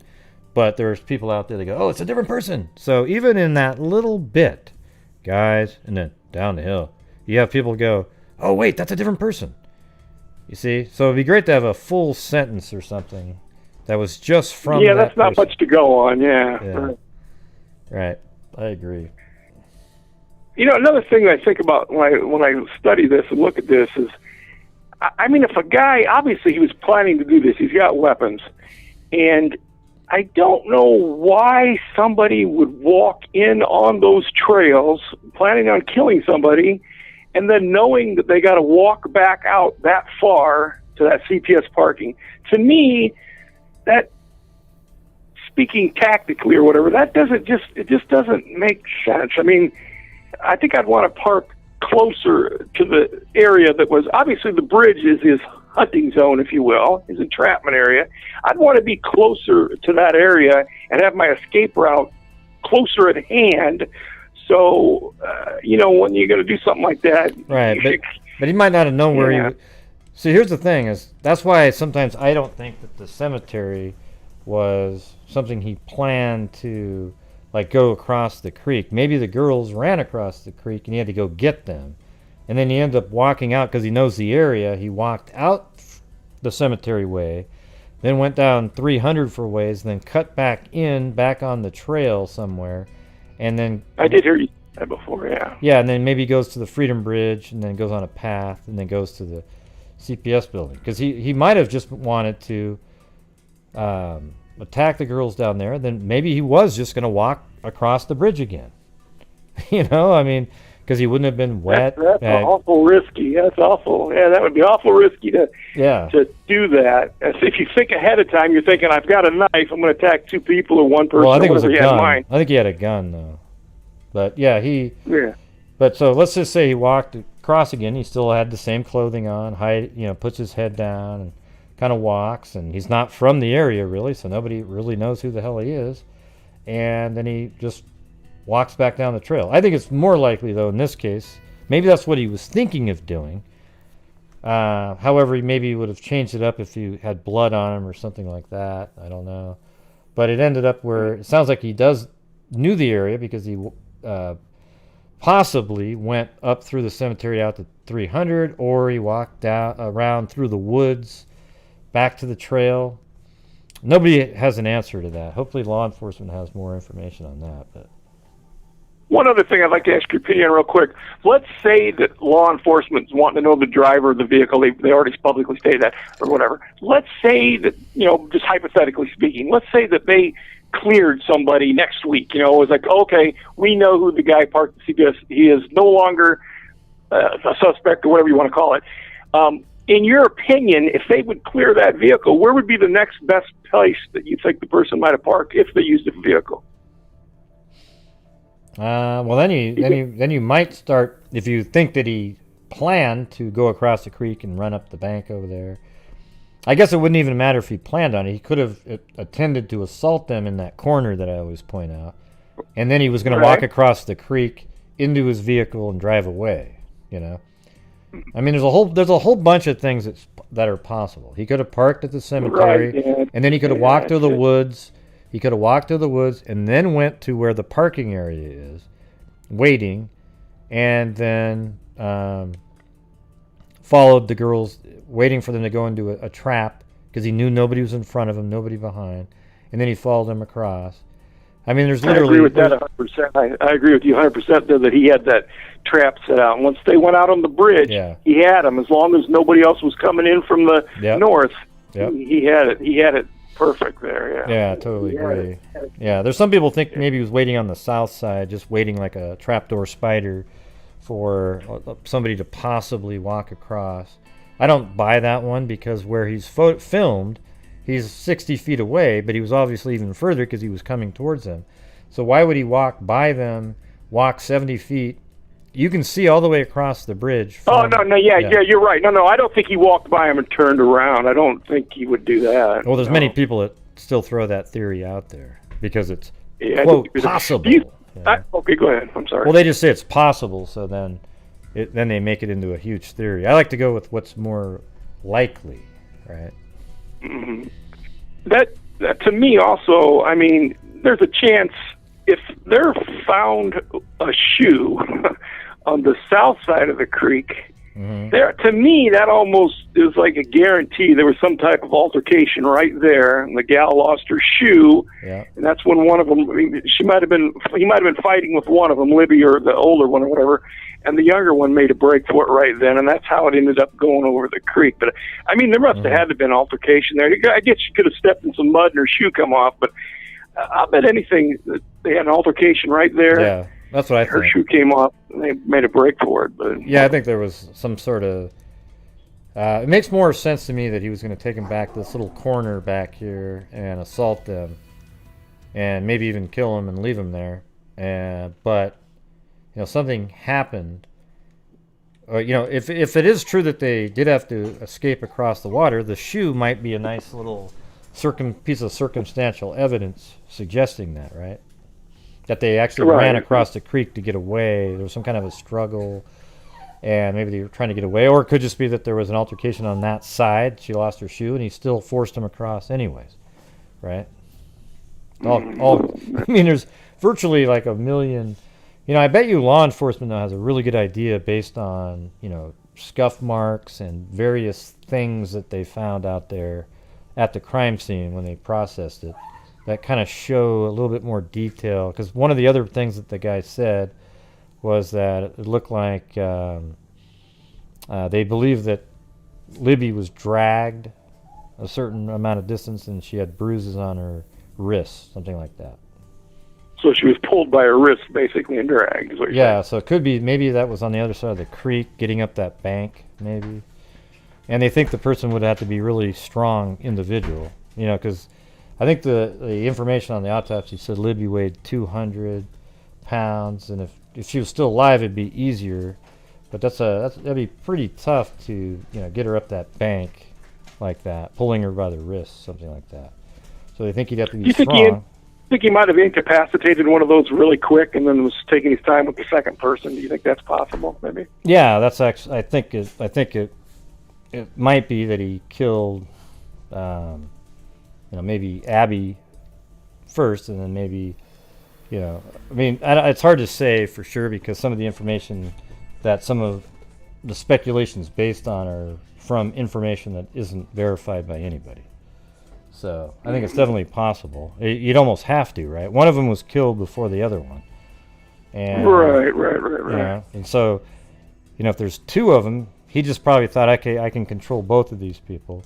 And then maybe his goal was on one of them and killed one of them first just to be able to have the one remaining for him.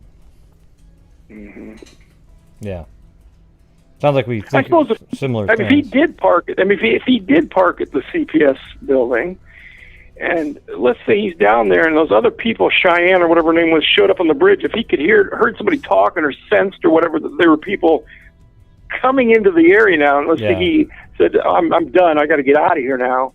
Mm-hmm. I suppose it could take him. You know, if let's say it's 3 or 3:15 by that time.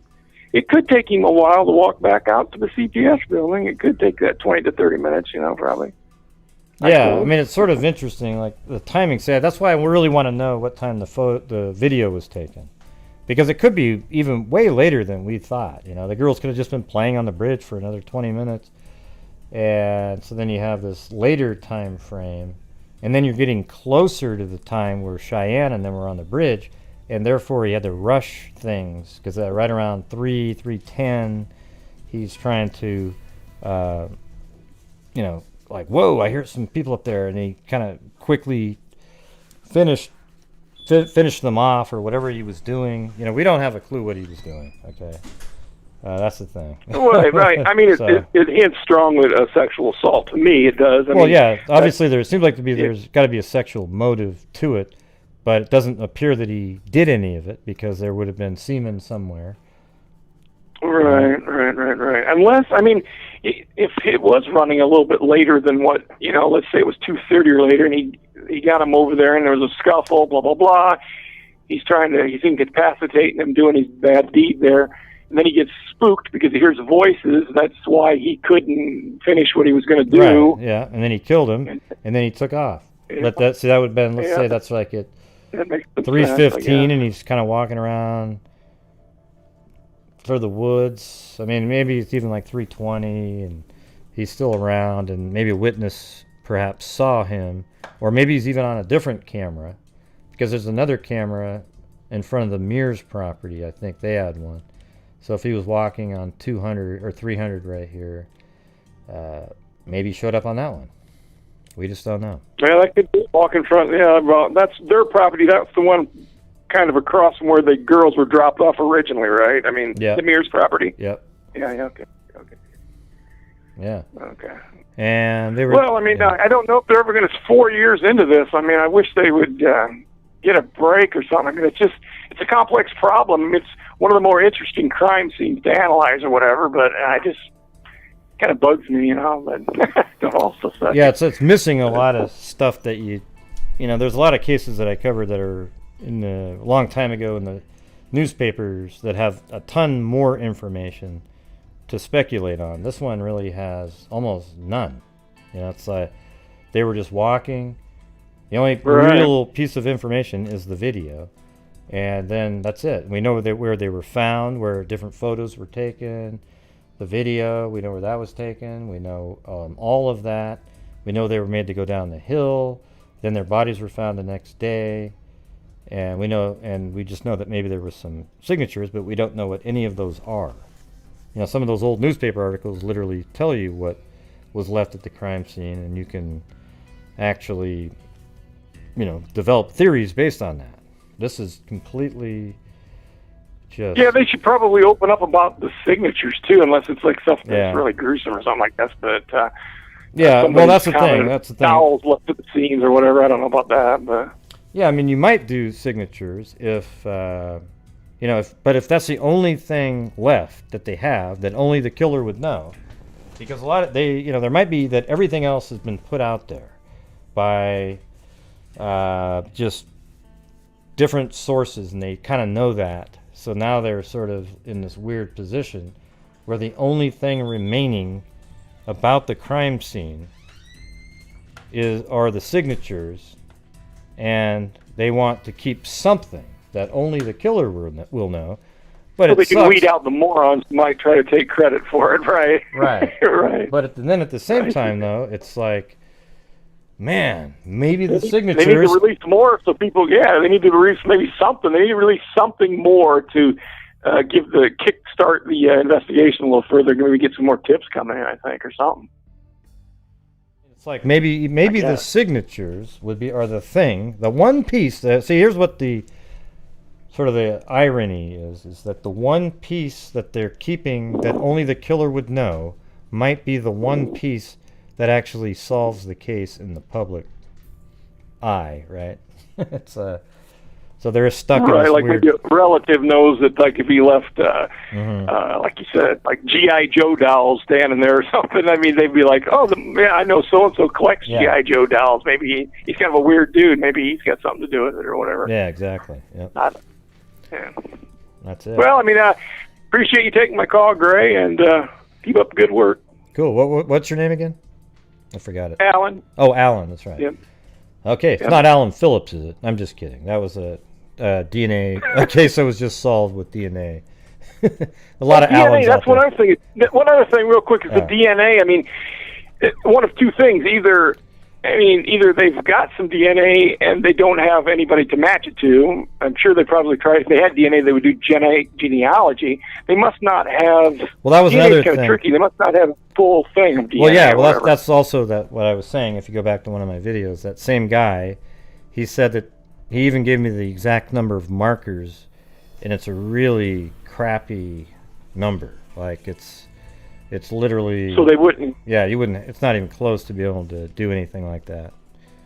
That's why Paul Holes probably said it's a tough road to hoe. Now it could be where it has some markers, and if you change up the sort of sequencing and this and that and the other thing, you might be able to sort of narrow some people down using genealogy, but it would be probably really distant cousin type stuff, very distant, where it might take a long time. Right. So hopefully, maybe Third cousin, moved, whatever. maybe it'll work. Or probably more like fifth. Third It's kind of scary though, because they've solved so many crimes recently in the last few years using DNA, and I mean, if there's not a good matchable DNA on this case, I mean that just makes it harder, in my opinion. But I don't know. Well, hopefully they kept all of their clothing and everything stored really well, because I would imagine in the next 3 or 4 years, the FBI will have a new technology that'll come out that can extract even. Prove it. Yeah. They'll probably be like a flake of a cell somewhere, and then boom, they got it. Right. Let's hope so. Let's hope so. Yeah. Okay. Hope so. All right, man. All right. Well, I got to Thanks, get Alan. going and get back to my rat killing here. Thanks for taking my call, Greg. Okay. Have a good one. See you. Yeah. Take care. Bye. Thanks, Alan. That was a good one.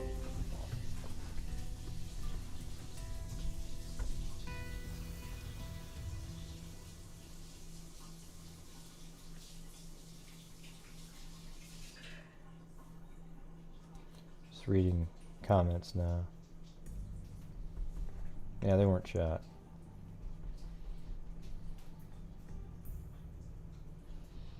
No, we don't know, Mary. So how many people are just hearing about this case for the first time tonight? Put a 1 in.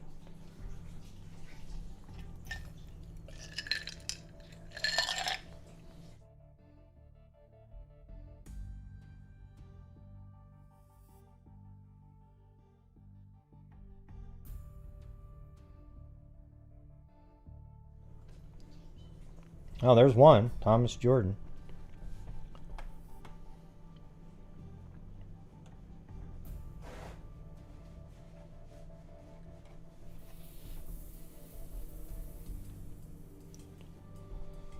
Yeah, you guys must be on a huge delay to just now be responding to some of the things I've said. Okay, I'm gonna do it right now. I'm gonna count to 3.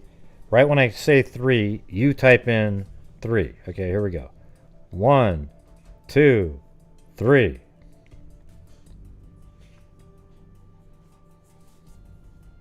Oh wow, so some of them are really quick.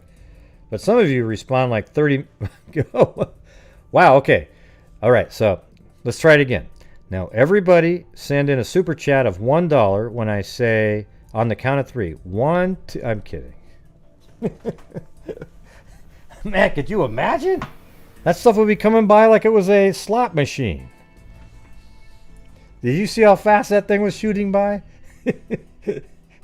That thing, look at that. Look at that right there. Man, that was awesome.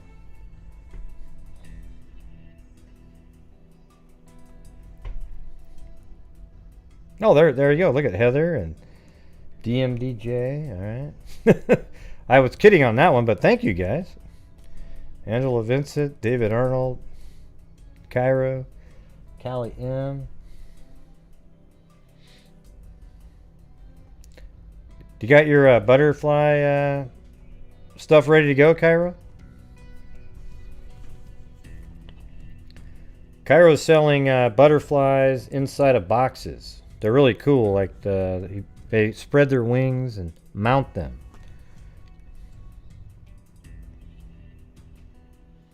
Well, tell me what it is. Type it in. You can type it in. You've got a. Ray, do you ever wonder if the killer watches your show? Thanks, Zozo, Amateur Vaping, Callie M, Cairo, David Arnold, Angela Vincent, DMDJ, and Heather. Yeah, and if you're just getting here, at the beginning of the show, we donated $500 to Charlie Project in honor of Abby and Libby. Okay? All right, everybody. You see that right there? Oh, wait, I'm going to open it up. That link, here's what I'm going to do. Okay, so this is it right here. Vivid Wings. I'm going to go to my live stream, and I'm going to put that in there. Hold on. Right below the, well, let's see. I'll put it right below the description. We'll call it Vivid Wings. And put the links in there. I'll put in brackets Cairo so you know what I'm doing. Or Cairo and Becca. There we go. Give her some credit. All right. She's the one that does it anyways. It's just like my yard. My wife does it all. Has nothing to do with me. I can't claim one bit. All right. So here we go. There it is. It's in the description of the video. Thank you, Pamela, Allie Cake, Alicia Powers, Lee D. Hey, you guys, I was just kidding around, but thank you anyway. I was just like, type a 3 and that sucker shot by, and I thought, God, wouldn't that be amazing if the super chats rolled in just like that? All right, so here you go. Look at these. Aren't these amazing? Look at these. I use Streamlabs. Yeah. Oh, I see what you're saying. Yeah, I do have a Streamlabs link. I do have that. Yeah. So look at these. Look at these. Isn't that amazing?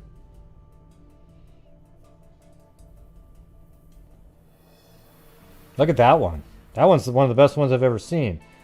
Now, you can't see it, but trust me, there's one there. It's an invisible butterfly. I'm just joking. Look at right here. I think that's actually just the back, but it was funny. No, they're really rare. They're hard to find, Dan.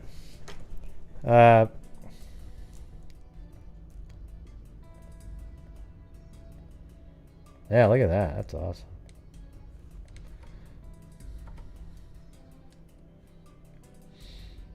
Oh, here's one of the ones that looks like if it's on against a tree, you could hardly even make it out. Probably looks like an owl, too. See that?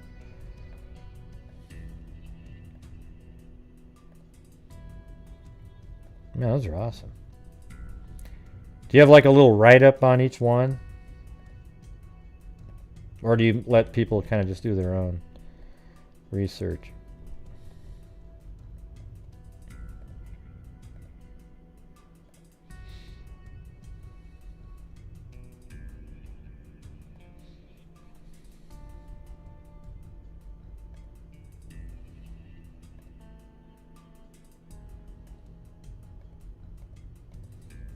crazy.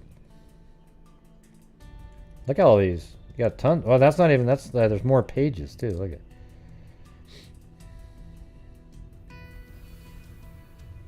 Yeah, let's see what this one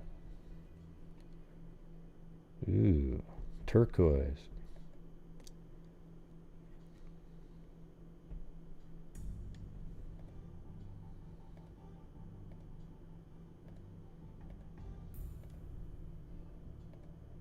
That's like pretty, it's like translucent, right?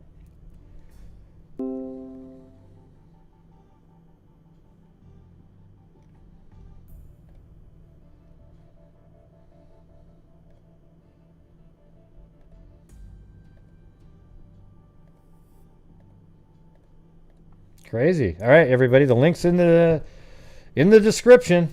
There it is. Boom. Thanks, Christy B. Yeah, I'm glad you like it. Yeah. Yeah, Gray, some people, they'll think you're really mean. Well, I know there's people that think I'm really mean. It's usually people who make really ridiculous comments. Yeah, that's true, that's true. Okay, Gray, cool, keep on trucking, man. All right. Jesus.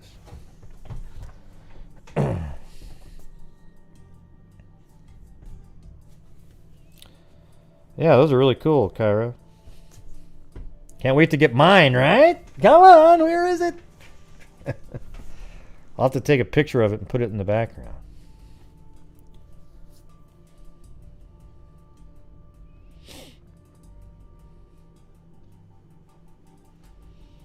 Did that with monarchs that died against the grill. Oh yeah, how was she able to put them back together, Dan? I mean, if a car hits that sucker, they'd probably be pretty well damaged, wouldn't you think?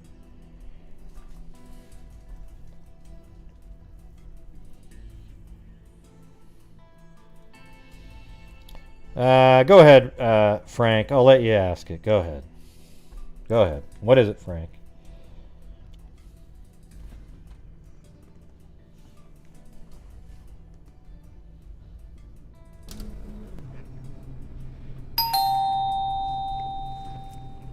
Hello? Yeah, Gray, I just had a question for you. How come the VCR mode isn't working tonight? Oh, gee, again. What? What do you mean again? Why isn't the VCR working tonight? I am unsubscribing right now. Well, go ahead and do it. I will. Goodbye, everybody. I'm leaving this channel because he doesn't have DVR mode. Wow. What a lunatic. All right, what's the question?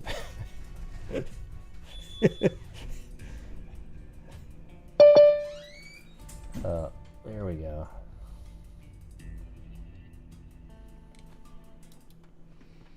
All right, some other caller. You don't have a name or anything. Who's this?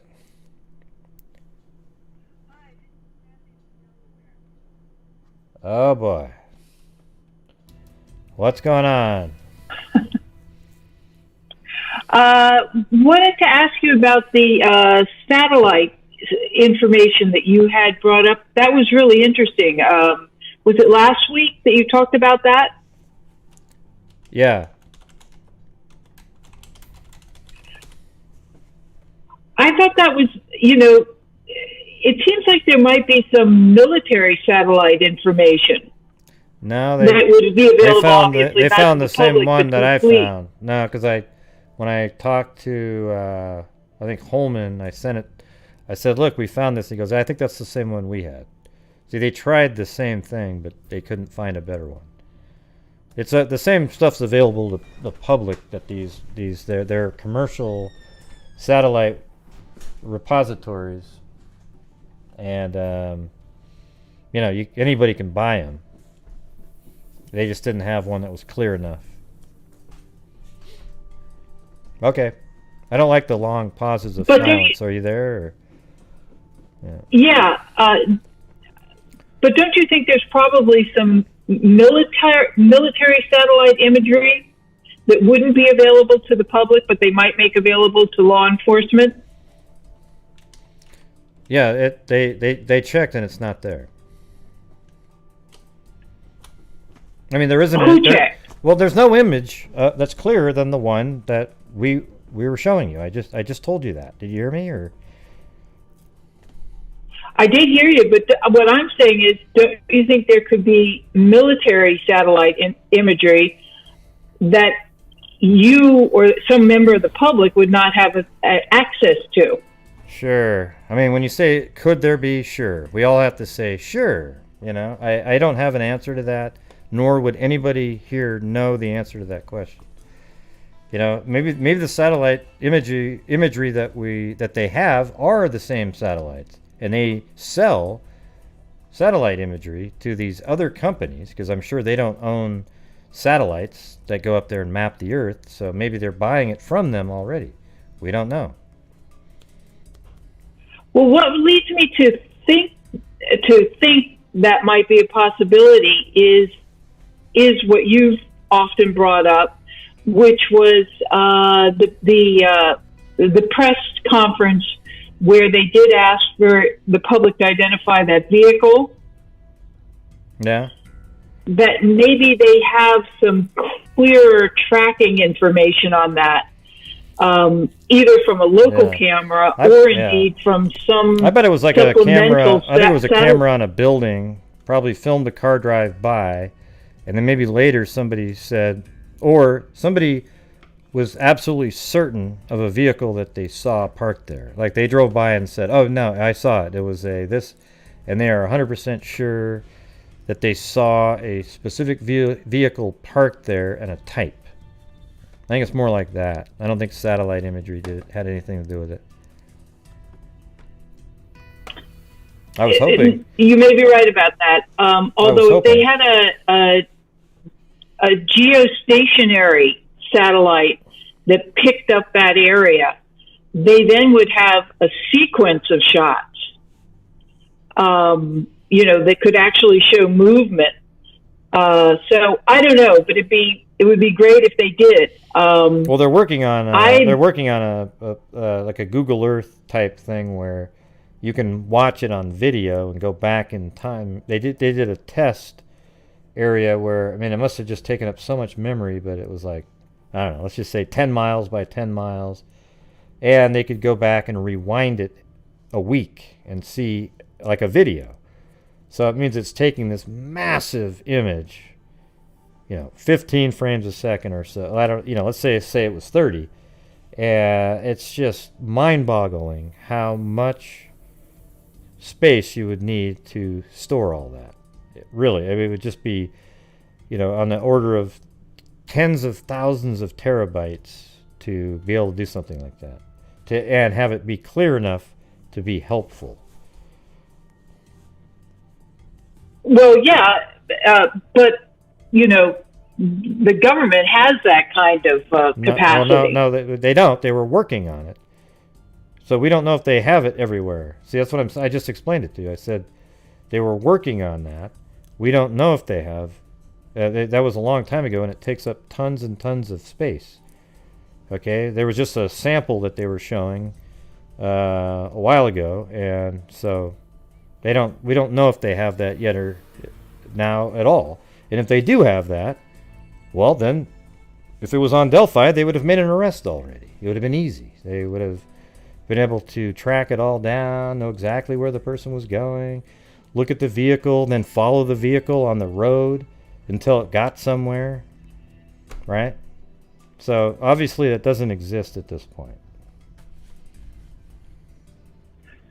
Okay. The second thing I wanted to ask you was, did I understand when you said that one show that you have where you talked about that some of the additional information that you had gotten, like the fact that Libby may have been dragged and had injuries around her wrist. Did you also say that the first sketch that they put out of the man that looks older, that now it appears that you had information that was actually just a sketch from the video rather than he said it from was, a witness seeing an actual person? Yeah, he said that the first one was from a person. That was the one. The first video, sketch made is the one of the younger person. They didn't think that that was accurate or something, because when you look at the video, it didn't look right. So apparently the first sketch released is sort of a using the video and maybe another witness. Something like that. That's what this person said. That's all I can say is what he said. I have no way of verifying 100% all of it, but I know that some of the stuff that he's told me was accurate. So there you go. So what about the video of the sketch rather, where of the older, the man looks older? Yeah, I just explained it to you. Was that actually just a sketch, a drawing from the video? I just explained it to you. I said all Okay, I didn't understand. Well, how come? It was really clear. I said that the first sketch, the one of the young person, that was the very first one it made, but the first one released was the older, was made from the video and maybe a witness. That's exactly what I said the first time. Okay, so the sketch of the older man was possibly from a witness and the video. Yeah, that's what possibly that. Yep. Like a witness, and okay. A lot of it was based on the video because it looked like a graying goatee, that kind of thing. Okay, and then of course the younger one was definitely a witness. Yeah, the one with the younger sketch was, that was the first sketch made. It was made 3 days later, and that one was made by witnesses, like purely by witnesses. And then after it didn't pan out on the second sketch, which is the first one released, they wanted to, change, do a reset, and they went back to the very first sketch that was made. Are you okay? Do we have this long delay, or like you have these long pauses after I say something? Like literally, like. Well, I'm just seconds. thinking about. Yeah. I'm just thinking about what you said. Okay, so the sketch of the older man, we're sure that was partially based on the video, and it may or may not have been a witness as well. Right. There might be a witness, but a lot of it was based on the video. That's why they put that hat on. Okay. Because they thought maybe that's the kind of hat he was wearing. Okay. All right. Are you like taking notes too, or something? I mean, or like what are you doing on these calls? It seems like you're really like taking notes or something. I'm just listening to what you're saying. Oh, okay. Because that's what I'm saying. Like even right then, there was like about a 5-second absolute silence. I had no idea if you were listening or. Yeah, I'm just saying. I mean, everyone else seems like we just have a conversation and we're going back and forth. Right? So when you call in, let's like try to make sure that you're, having a conversation. Maybe you do have a delay. Let's try this. Here, let's try this. Okay. So maybe we do have a delay. I'm going to do an experiment with you. All right, here we go. Watch this. I'm not Kathy. I'm just saying that in this case, she has these long pauses. But here we go. We're going to do this right here. I'm going to count to 3, and then right when I say 3, like time it out. Okay. So try to say 3 right when I say 3. And now it'll give me what the delay time is, okay?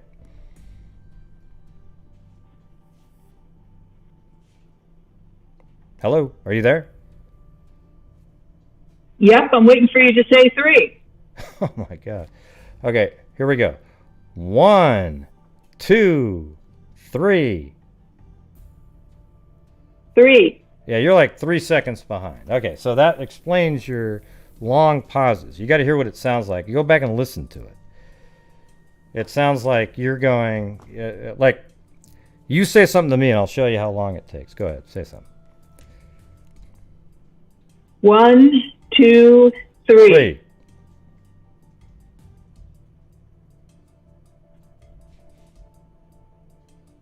Yeah. You know. So how long was that? I heard it. I that heard was- what you said. Right, and I said 3 right when you said it in my ear, right? So how long did that take after you said 3 for it to show up in your ear?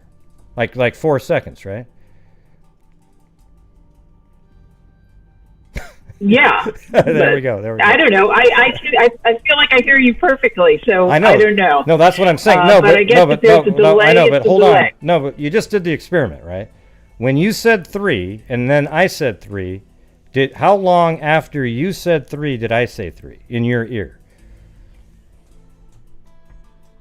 It sounded simultaneous to me, or right away. How could that be possible?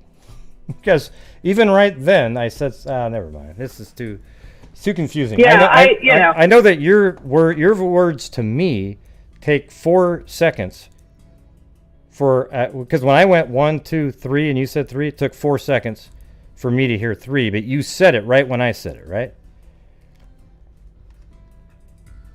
Okay. Right? Good to talk to you.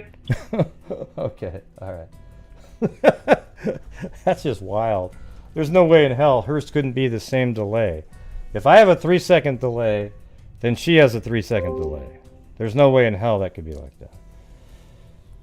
Yeah, every other call was going on. That's why it was strange to me, these long pauses. But we always, she's called before. We always struggle on the calls. It's always like that. Oh, shoot, man. I'm so mean, everybody. Gray, you're so mean. You're going to jail. Well, there he goes. He's in jail now. You guys got what I was trying to do, though, right? I was trying to get the... If I go like this, 1, 2, 3, right? Well, nobody cares, real chill gras. Go do your own thing. Okay, 1, 2, 3. Right when I say 3, you say it at the same time. Go die now could and use boom, drugs. Right? God, I now could use drugs. Do it. Yeah, so it's like I went like this, 1, 2, and then boom, and you guys could hear the the difference, right? When she said 3, it was like 4 seconds later. But then she says, when she read it to me, the timing was instantaneous, but that's impossible because we have a lag. So then it got really confusing. All right, we've done this experiment before. I've even done it with Stacy when we've been on phone calls just to make sure where we're at. And it's usually like a second or 2 or something. But anyways, I don't think she was aware of it. So that's what the problem was. I probably should have tried to figure that out right at the beginning. 3. Skull. Yeah. Let's see. Yeah, it's really weird. I don't understand the long pausing, how that happens, but it does. So. Thanks, Courtney Rob. And Scarlett R, yes. She says, God, I now could use drugs. Don't do it. Don't do it, Scarlett R. Don't do it.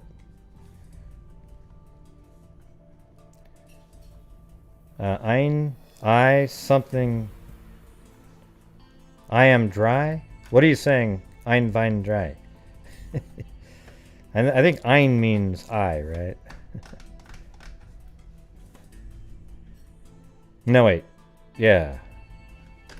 Or is that ich or something? I can't even remember now. No, ein. All right. 305. 305. Gray, this is Southeast Side Bill. How are you doing? Oh, no. Yes, it's Southeast Side Bill. Man, the whole night has just gone to hell. Hey, Gray, so this is what I wanted to talk to you about. I learned something over the weekend. I just wanted to see if you were aware. Hold on. What do you know about... Can you hear that? I love that song, please. Okay. You know that. I know. I was just doing it for you, man. I was putting it on there for you. Okay. All right, go ahead. What did you hear? And by the way, and I love the rap that you do over it, which is kind of amazing. I would never thought you could rap to music like that. And you are I wouldn't a very either. talented rapper. Yeah, I would buy a Grey Hughes rap album. Oh yeah. All right. I love it. Would I have to rap about Southeast Side? He's on the Southeast yeah, Side. That'd be fun. Yeah, like East Side, West Side, Southeast Side. Yeah. So what I wanted to talk to you about is, what do you know about Mike Patty's canoe trip? Nothing. What do you mean? What do you mean by canoe trip? Oh, okay, good. So this is what I learned over the weekend. Now, I was listening to some interviews he's given in a few other places, and what I learned was, well, first of all, two things. Right after midnight. Well, hold on. I will Mike say this. said I have heard that he has said before that he's gone there in a canoe and downstream and stuff like that. Like during the searching. Right. Like after and stuff like that. I remember that. Yeah, but he actually did it. Yeah, I actually heard him say that on your show. But he actually searched in the morning at 7 a.m. with a firefighter. Yeah. And they went out to the creek, and at 7 a.m. or I guess that's when he wasn't absolutely precise as to when he was, at the bridge location, but he said that he started at the bridge, and then from there went downstream until he got to the center of town. He said he caught he described it as some sort of a gator, I guess some sort of a four-wheel utility vehicle he caught back to the fire station, and that's where he had heard that the bodies were found somewhere around noontime. So but what he did was, and also he said that after midnight he dropped off Becky, and then he returned to the fire station. This is after they had called off the search. He went back to the fire station, and there were, he said, 20 to 50 people. He's not sure, but he said it would be somewhere between 20 and 50. And they said, "Hey, what do you want to do, Mike?" And Mike said, "Well, I want to find the girls." So they went back to the bridge after midnight. And then he said they split up and were on both sides of the creek, but they went from the bridge back into town. So basically back to where there's actually a bridge back by the center of town. Well, they filmed people over on the other side, like but they weren't looking on the right side of where the girls were, though. They were looking. Well, they were on the right side, but nowhere near there is what I'm saying. They weren't anywhere near. Right. Well, I mean, they were. I think they were pretty close. I mean, they really were only I think a few hundred yards away, but they never thought, for some reason, and it's probably very logical, especially if you felt somebody had fallen into the creek or whatever. Or maybe that's the path back, because that's the path back to town, and it's there's a lot of public land there. Right. Maybe that's why. Okay, but let me ask you this. So where are you? But what are you going to try to suggest, though, by the end of it? Like, what difference does it make about that? Well, it just, I guess, well, first of all, for those people who may be conspiracy theorists, wondering like why they didn't find the bodies, they looked there and they, and somehow the bodies may have, may have been put in after they had already looked or something like this. Well, that defeats that argument, because what happened is they really weren't focused on that area at all. They were focused more downstream to the west. And so that's one thing. But I think that it's really just, kind of very sad and tragic that they were only really a couple hundred yards away. And I know this has happened in other searches and that. They were very, very close. I think it also was in that search. I remember the one that you dealt with up in your neck of the woods there. Oh, yeah. Up in Oregon. Mm-hmm. That, that people were very, very close, but they just, went in a different direction. And, that to me was probably the saddest part, because people have asked, like, why didn't Mike Patty see the, because apparently, the photographer said that there were girls' clothing in the creek. And, people say, like, why didn't Mike Patty see it? Well, because he wasn't there. His canoe was going west of the bridge. He was going west, downstream. And and like I said, that night when they were with all those flashlights, they were heading from the bridge to the west back to town. That's all. But I just thought that was an interesting. Well, when you said they were a few hundred yards, where were they when they were only a few hundred yards? At the bridge, right at the bridge. Oh, that's not it's more. It's. I mean, let's see how far that is. I think it's like a quarter of a mile, 0.22. 0.19, but right. But I mean, I think it's probably 400 yards maybe. And the way the creek bends, I think it's probably equidistant from the southeast side and also the northwest side. So they just put probably underneath. Did they probably take a underneath canoe? It might be even a little closer. Are you saying they put a canoe in down there? Yes, they did. Yep. Yeah, there's actually video. I've seen videos of people on canoes, but there's also been people saying, "Hey, did the guy escape in a canoe?" You get that kind of stuff, and I don't know that kind of stuff. Just, I mean, while it's possible, it's just not likely.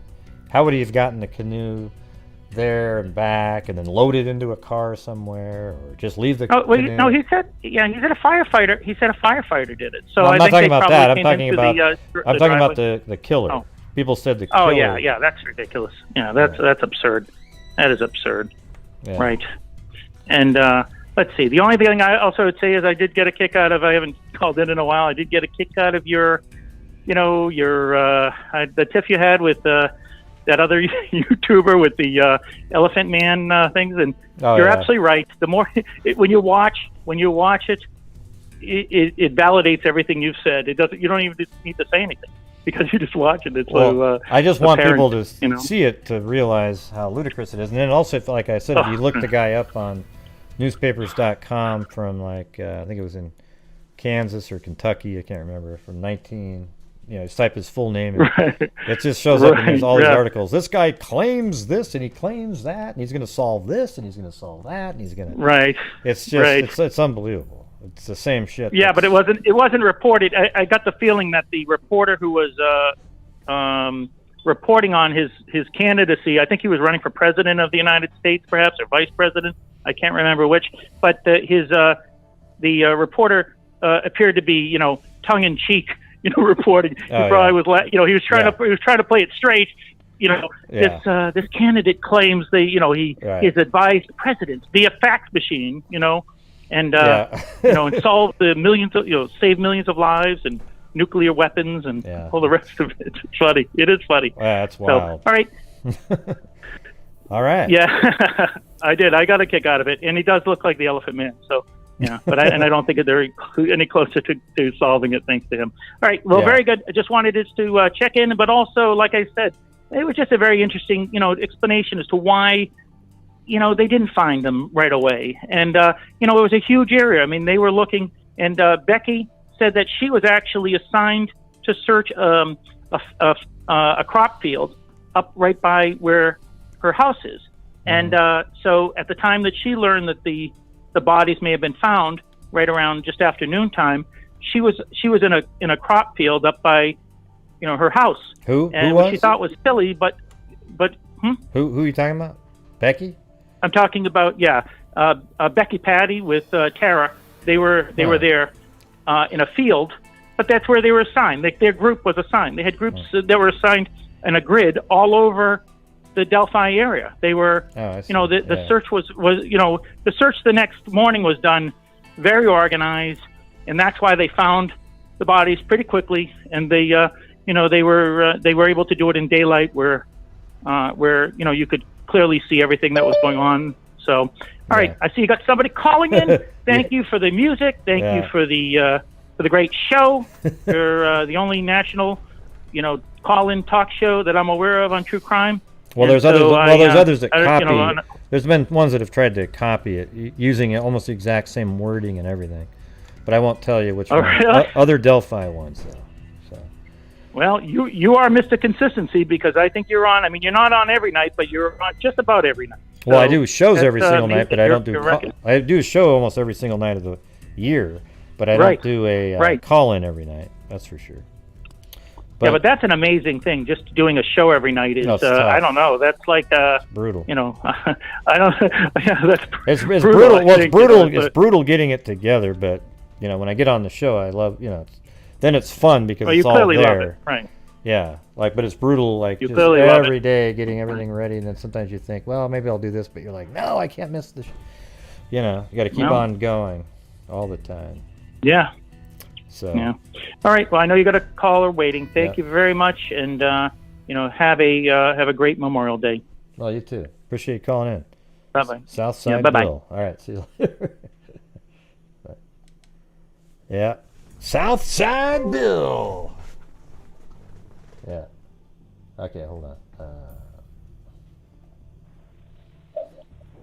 502. You gotta, I know what it was. She was listening.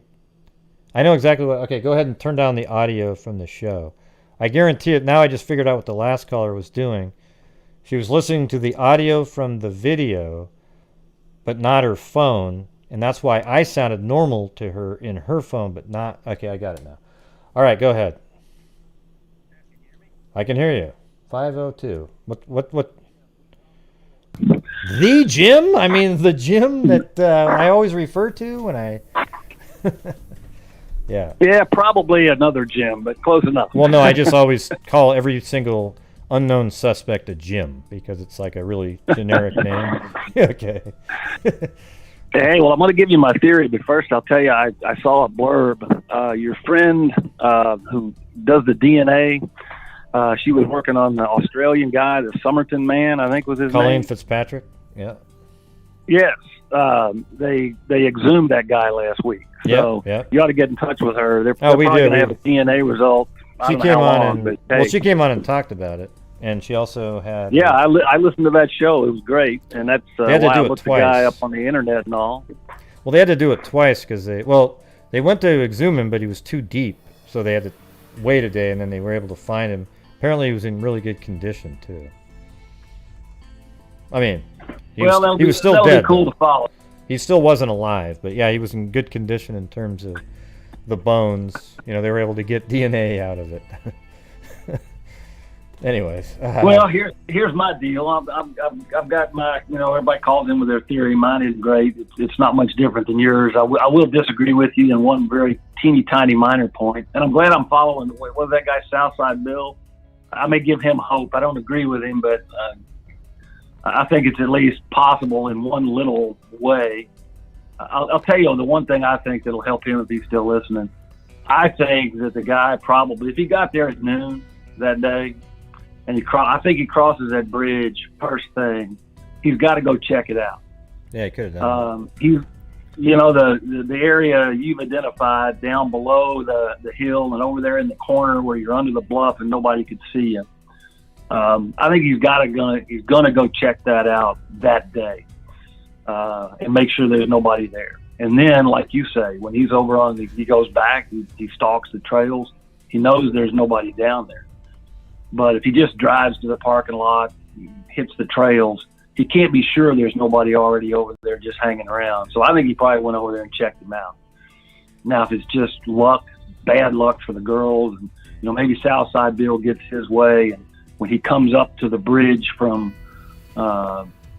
checking it out, they're there, and that's how it starts. I don't know, maybe, but I'm not much of a Southside fan. I'm kind of like everybody else. I think he checks out the trails, he sees them go across the bridge, and he follows them across and does the crime. But I do think he probably went over there earlier in the morning or earlier in the afternoon and made sure there was nobody over there. And then when he starts watching the bridge, like you say, he knows who's over there. There's nobody there. Right. Anybody who goes across the bridge, he sees. Yeah, he might have had to do that first to get the original like setting of there's nobody there, then go to the other side. Now he knows who's gone and come back, right? So he could say, let's say somebody did pass, went there, and he goes, okay, now they're back. So there's still nobody over there.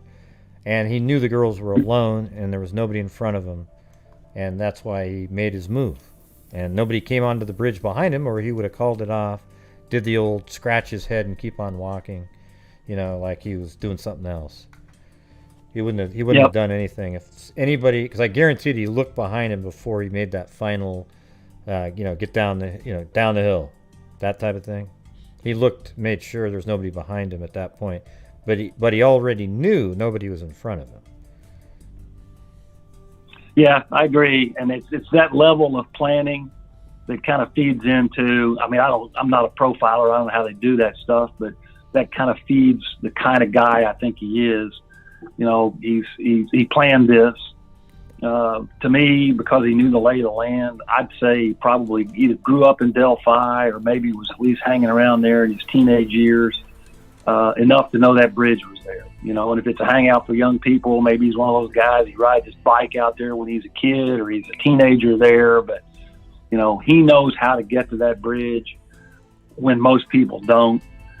And because that highway cut that area off, I think it was built in like 2012, 2013, something like that. And if you really parked there at that building, then he's been out there since that road came through. And that's, you know, in the last 4 years before the crime, something like that. Yeah, but it's also possible he was just there for a couple days straight and got the lay of the land and figured it all out. But he was always kind of wearing stuff that, you know, and he just figured it out. Yeah. It's hard. I mean, to really anybody with a good computer looks at the maps can figure the lay of the land there. But the other thing though is, you know, if he's like people have posited that he's, you know, he works there semi-regular. You know, maybe he visits. And I'm not saying it's this guy. It's just an example. You know, he's one of those copier guys. He comes into Delphi 4 times a year, or he goes out and he visits that packing plant and fixes equipment 3 or 4 times a year. If he's visiting that kind of stuff and he's regular, either his absence or, you know, something different about his routine is going to stick out enough that people who work in those businesses could say to the cop, hey, you know, there's this guy who was probably here that day, or he was supposed to be here that day, and he wasn't. If he's that regular, he's easier to find. And that's why I don't think he's in Delphi. I don't think he lived in Delphi. He may live, in my theory, he doesn't live where Lafayette and Terre Haute and Indianapolis TV is sort of the main source. Because people there, they're going to see those films, they're going to see the pic, they're going to see the video, and they're going to call him. You know, he might be over around Fort Wayne or up around South Bend or Chicago, where people just don't see it, like the people right there in that little 40-mile area would see it. And the other thing is, you ask a lot. If there's one thing you could get an answer to, what would it be? And I think you always say you want to know what the timestamp was on the pictures. I'd want to know if they could tell, you know, how the guy leave. Because if he, and you do the maps, you may already know this, but if the guy turns out of that building and turns right and heads out 300, I think the number of that road, he can go 15, 20 miles. And he won't pass anything that's an old, you know, farm to market road. There's no businesses out there with cameras except for that one that's right across the road that you guys found. It's just a bunch of houses. And if he knows the lay of the land out there, I mean, he can go all the way, you know, 15, 20 miles on just an old county road. Nobody's going to see him. Yep. Now, that's the one thing I will tell you that I disagree with you about. I grew up on those kind of roads, little bitty old town out in southern Indiana. I think afterwards he probably didn't walk that road. I think he may have walked through the field and through the woods. But I think if a guy walks from the cemetery, even just that, short half a mile, quarter mile, half mile back to a car parked at that building. Yeah, I don't know if he walked on the road at all. I said he walked on the road, or he went up to the cemetery, through the woods, back onto the trail, then around to the Freedom Bridge, then to where his car was parked. So there's a couple options. You know, he could have walked on that road because he's just alone on a road, and there's just going to be a single car here and there, and you know, he's got clothing on, nobody's going to really recognize him, he's got a hat and shit, and maybe walk by a camera that he could be seen from a distance, and then that, and them saying that they know that there was a car parked there, and him heading in that direction make them believe that maybe he was heading back towards that vehicle. That's all I'm saying. Yeah. I don't know if he was on the road or not. Well, that's exactly the kind of road I grew up on, and I'll tell you, if we saw somebody walking down that road, it would stick out to us. Maybe even some of those little nosy ladies, if they drive by, they're gonna stop and say, do you need something? Yeah, that's true. And I would think there would have been a report of that. Somebody might have said it, but I agree. I think he can walk through those woods really easy that time of year. Just pick his time to get back on that trail, and if that's how he exited. But I think if he comes out of that building and turns right, he's gone, and there aren't any cameras that are going to catch him other than that one. If he gets on 25, he can go several different ways, but there's probably more cameras on that road. Now, they may be a while away. You may have to go all the way to Logansport or one of those places before you start hitting cameras again. But if he heads down 300 east and back almost the same, then it's just total rural area, Maybe he lives in Florida or down in Frankfurt, something like that, Who knows? Yeah, or even farther. I mean, I think there's a Highway 29 down there about 15 miles, and if you go north, there's actually not far north from there, there's an Air Force base. And it's at least entered my mind it can be somebody from the Air Force base. I don't see this guy being highly skilled, but, he's not got a PhD, but I can see him being a mechanic. Just sort of not highly educated, but, working on stuff. I can see him being a farm worker. I mean, in the middle of February, that's about the only time all those farms around there are kind of shut down. The harvest is done. They've put their equipment back in good shape, and come February, somebody who works on those farms for a living has got not much to do. And you can be out anywhere in the middle of a Monday afternoon. But getting the heck out of there on 300, man, just nobody's going to see you. Now listen, do you think he lives in his grandmother's or his mother's basement and drools? Okay. No. The truth is, I think he's probably got I bet he's married, and I bet he's very controlling. Yeah. He's going to turn out to be one of these angry people who's just dysfunctional, and everybody in the world is wrong, and they don't realize how smart he is, and he's bitter, and he's just turned into a sexual predator, murdering SOB, and that's the image I get of it. I could be wrong. I'm just a guy. I think it's something similar. Like I think my profile would be, I'm not an expert at all in any of that, but just experience and just different cases you've seen or we've seen. I would say I think he's married. He lives almost a completely normal seeming life where everybody else thinks, wow, he was such a great guy, He lives in this little neighborhood, and this is just what he did. It's probably 20, 30 miles away, but then he is a predator, a killer on the side. I think that's the type of person. I mean, the thing is, I think he's a serial killer type person. We just don't know if this was his first one, or has he killed before, or is he going to be killing again? But I think he's somebody that's just going to blend right in, and then that's where you'll get the phrase, when we find the guy, it'll be a shock, because it'll be somebody that you thought was this great guy, somebody did out there. That's what I think. Well, I agree. From the beginning, I mean, almost the first thing I ever learned about this case was that the FBI had put those billboards out on like 40 some odd states. And to me, that says, well, they know something I don't. They view this guy as somebody who has done it before. He's on, he did this and he's gone. And so they're putting these billboards out. Now, I think the billboards, frankly, they stunk. They mostly showed the girls. It was almost like, we're looking for these missing girls. Instead of this, hey, do you know this murderer? And with a big old picture of that guy on the bridge. But that, and now, you learn from this guy like Ives that there are signatures there and things are strange and it's a double murder. To me, it's not his first. He's done it before. He's brave enough to kill two people. He thinks it out. he's just he's a serial killer, a sexual predator, and he picked this place, I think, because he knew it. And will he do it again? I don't know.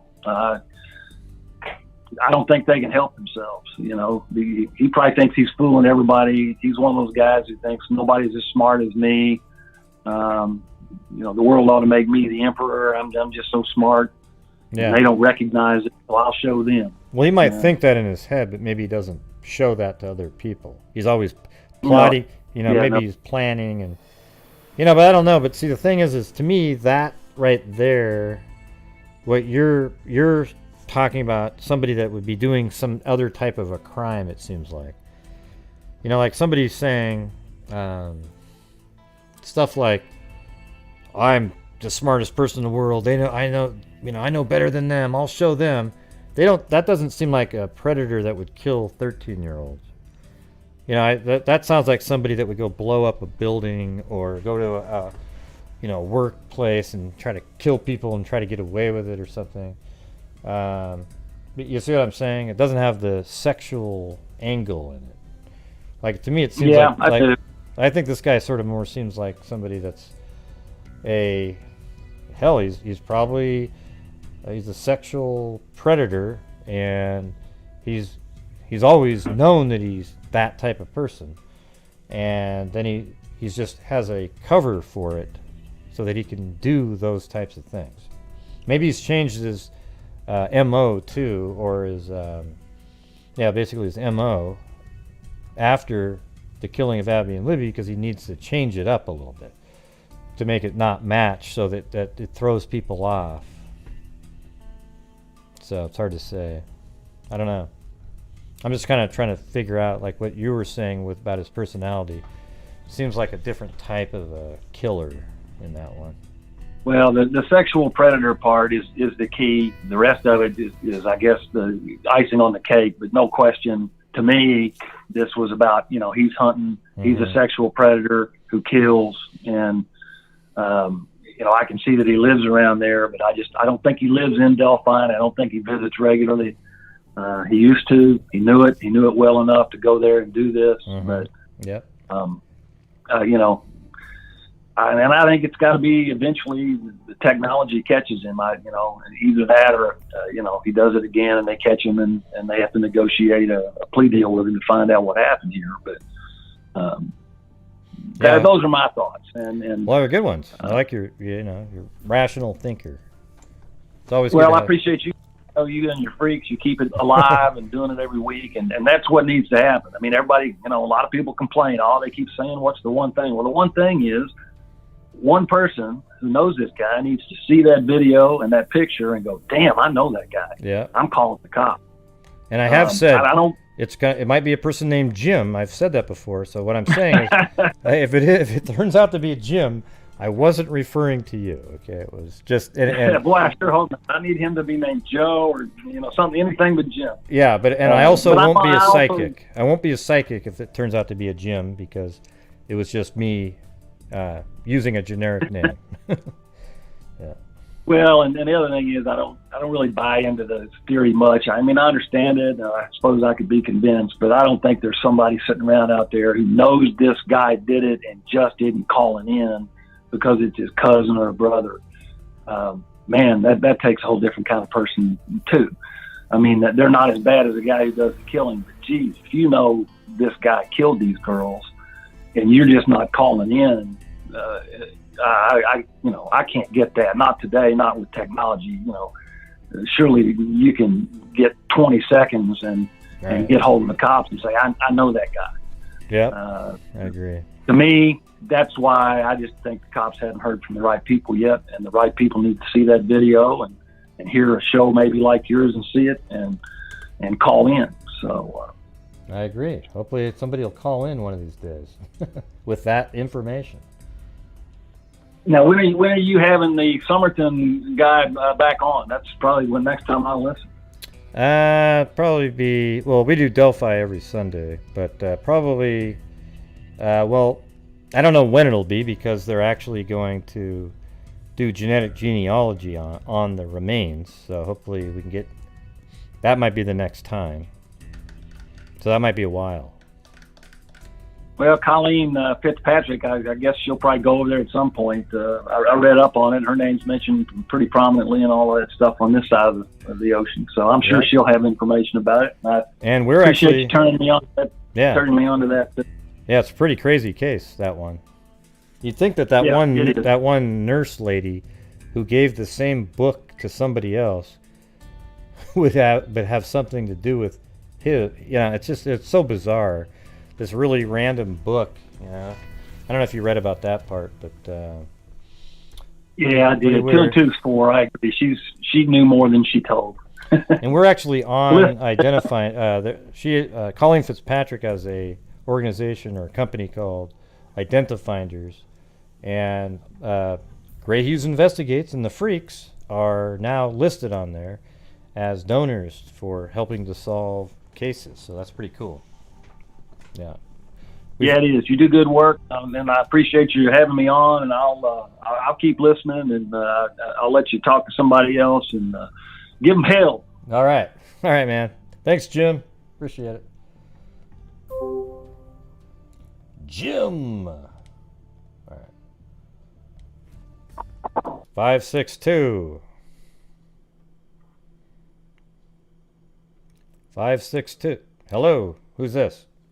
Yes. Yeah.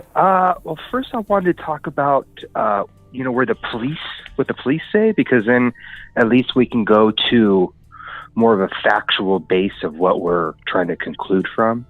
And when they say that he has never committed a crime before, I think we have to postulate that they have both DNA and his fingerprints on the crime scene. Well, they never said that. They never said that, though. Who said that they never committed a crime? In the press conference, the guy with the Mountie hat said, "We think he's never committed a crime before." Well, they probably one that would have DNA in the system. That's all they're saying, but they don't even know that because the DNA is such a poor quality, so it's hard to even know. Okay. And yeah, what's that weird clicking sound that's in the background? There should be no weird clicking. I'm sorry. Yeah, it's kind of like a. Oh, okay. Well, go ahead. It just sounds like a weird sound. And when they say in their press conferences that we probably interviewed you before, do you think that's something they know or something that they're postulating? Which part? What are you asking there? Well, they said we think you're from the Delphi area, and we've probably interviewed you before. Yeah, I mean that's them guessing. I hear myself in the background. You got to turn down the audio from the show. Okay, hold on. One second.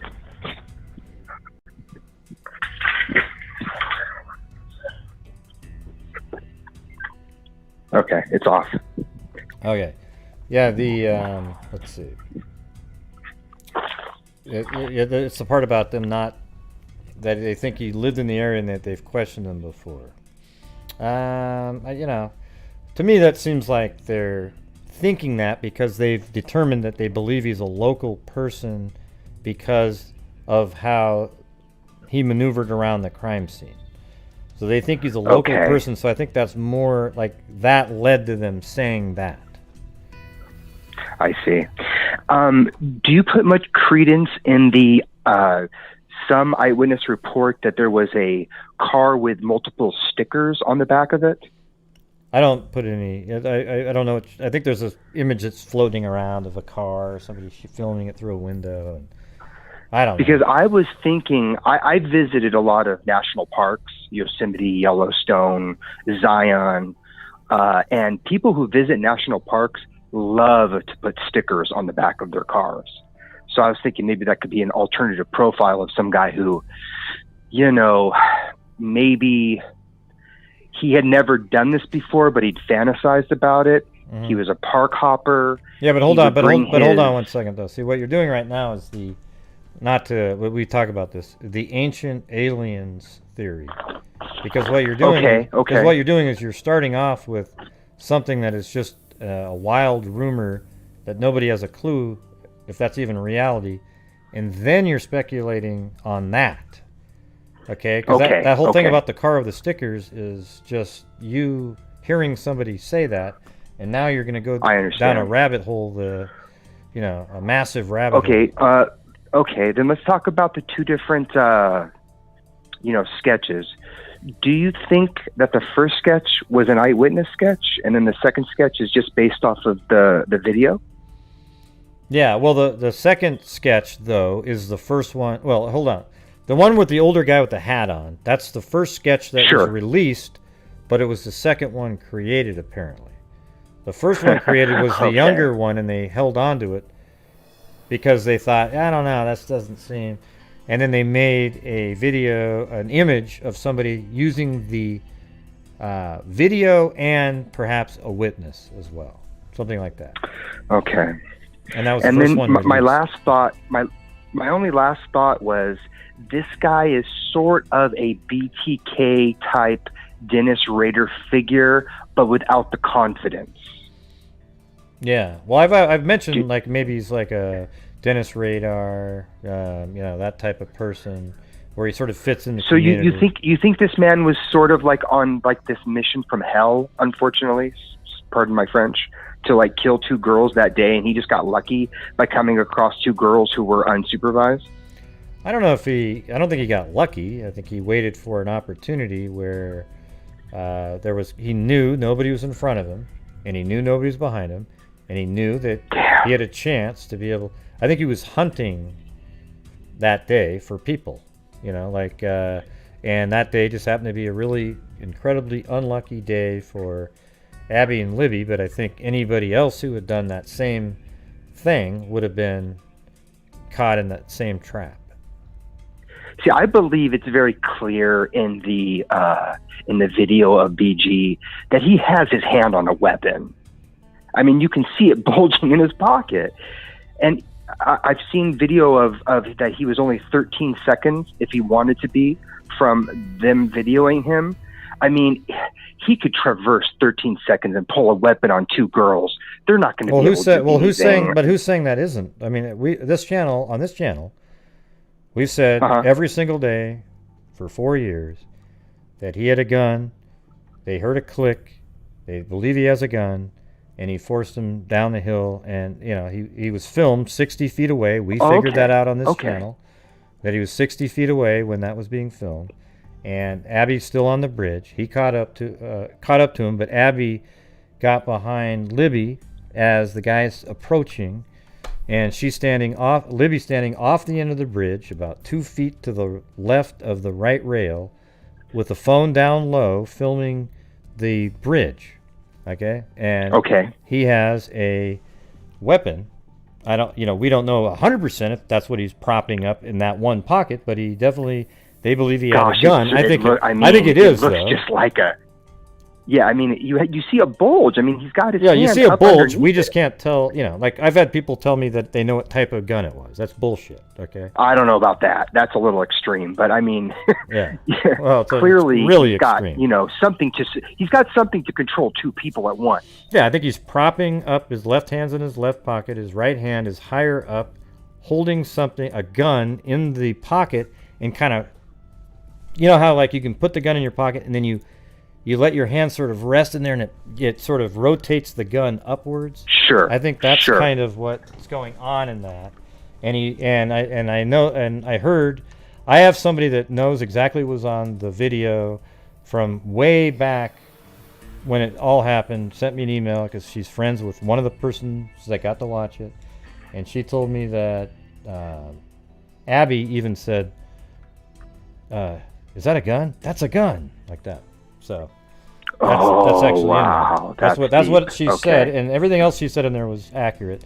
So all I can base it on is that's what she said that was on there. It's a very sad situation, and I hope they catch this guy at some point. I hope he makes a mistake and his DNA gets in the database and they get a hit, or however it works. I just hope they catch this guy. Yeah. Well, me too. But all right, great. Well, I appreciate your work, and I thank you for what you're doing, and I'll let somebody else get through. Oh, hey, okay? thanks for calling in. I What's your appreciate name it. again? What was your name again? You don't Brian. Is that really it? You paused too long, man. No, it is Brian from Long Beach. Hello. Oh, Brian. All right. All right. All right, man. Thanks for calling in. Appreciate it. Okay. Thank you. Bye.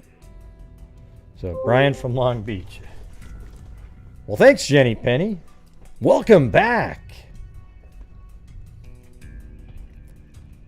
So what was this person in here that was just going on and on, like they have this inside info? And I don't know, where's Alicia was in there. She wanted to ask me a question. I can't see it anymore, but what was the question you wanted to ask, Alicia? I didn't see it. I don't see it anymore. Welcome back. Yeah. You guys are so strange. Can you guys quit typing in literally, like when there's a good caller? You don't need to type in that it's a good caller and how you loved everything. Just say thank you, Brian. It's just, it's kind of weird, you know? It's just a little strange. Gotta be honest. Let's see. Kind of bizarre. Let's see. Yeah, just like, good call, Brian. You know, it's just so weird. Wow. You're so wonderful. Oh, jeez, it's the greatest thing in the world. It's a caller. He's calling in with thoughts. Every single caller tonight's been good. We just had that time delay on the one. All right.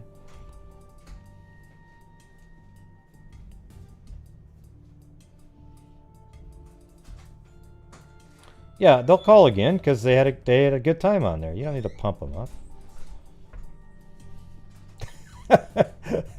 There's Jenny Penny. Jenny Penny just pulled a Zozo right there. Did you see that? The same humor right there. There's no such thing as a Snapchat killer, Scarlet R, but the guy in the video on the bridge is the killer. There's no doubt about that. 100% sure on that one. I think it's a little bit bizarre, all the, you know, what I'm saying is I think when people see the, you know, forget it.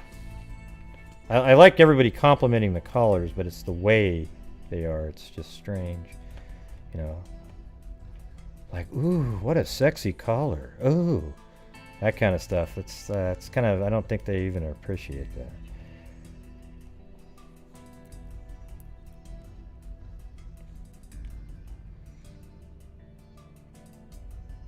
You must not have been paying attention, Cindy. Yeah, I said it. So the great call stuff is fine. It's the other comments, you know, that are just like a little bit more than just that.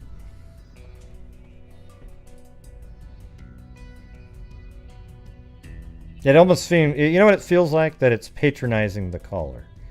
Okay?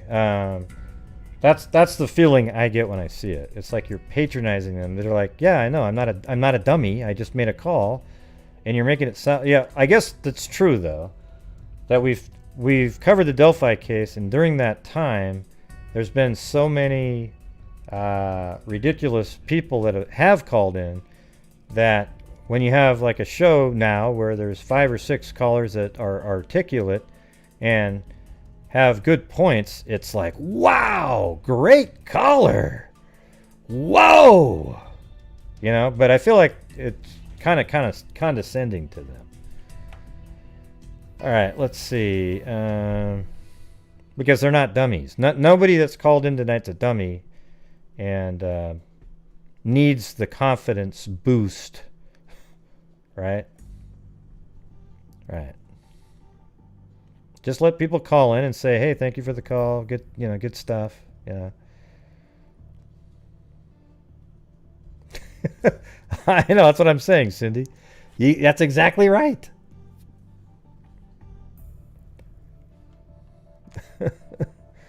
Oh. Wait, what's this thing going on up here? I gotta now I have to go read some comments.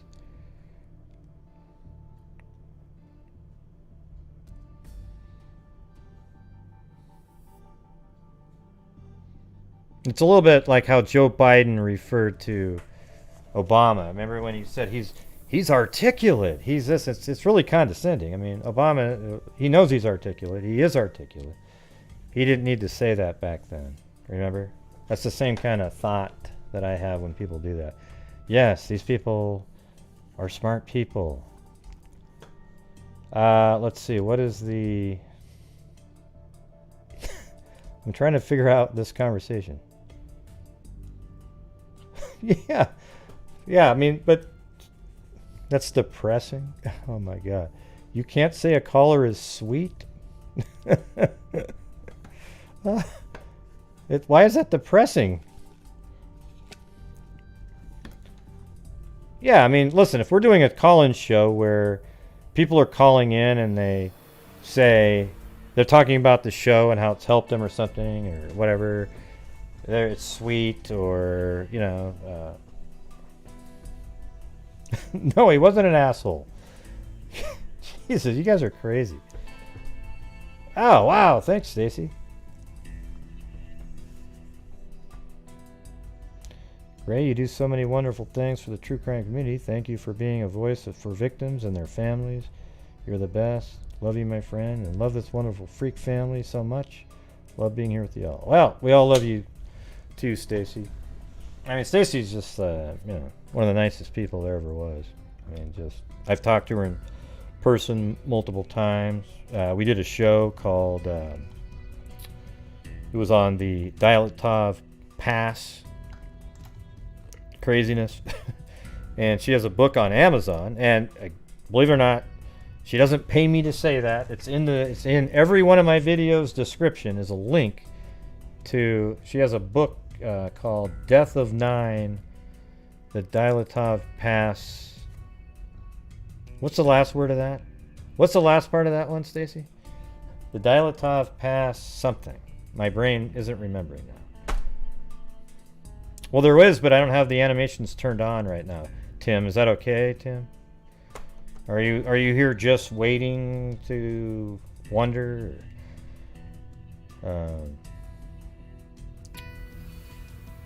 Pass, Dyatlov Pass something or incident. There you go. I think it is incident. Yeah. So there you go. You should check it out. It's a really cool book too, because it has a ton of the original photographs back. Well, I mean, images of the original photograph, and it's told well where you feel like you're there. You know, you almost get cold.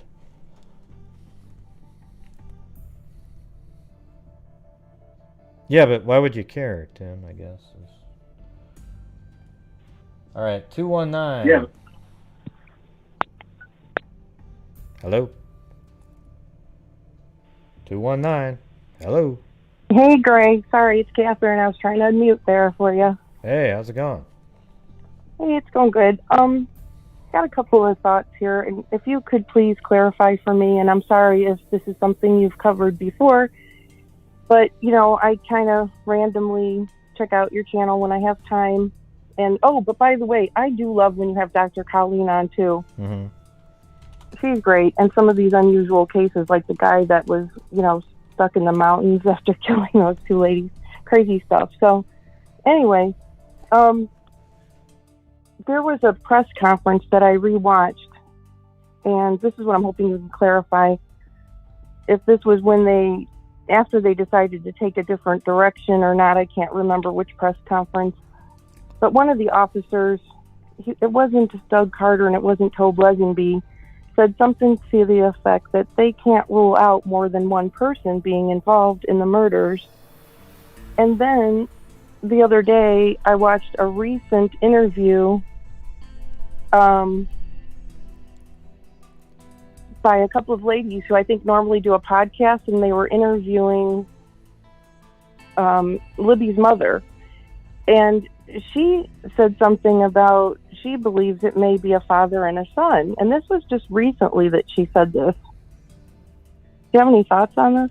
Who said it was a father and a son? Who said that? Libby's mother. I don't think she said that exact sentence. Did she really thought it was that one guy, I mean, why would she say that? Like that both images are like one's the dad, one's the son. That sounds a lot like that cuckoo person that came on and said his dad was the killer, and then his son. So there's a grandfather, and then I forgot his even name. The guy was a total whack job. But he said it was his dad and his son. Yeah, I don't know if she was referring to him or not. Again, I was doing other things while I was listening. However, that's why I'm asking you if you had heard anything else about this. But you don't know that she said that, right? Like, you don't know for sure that she said that?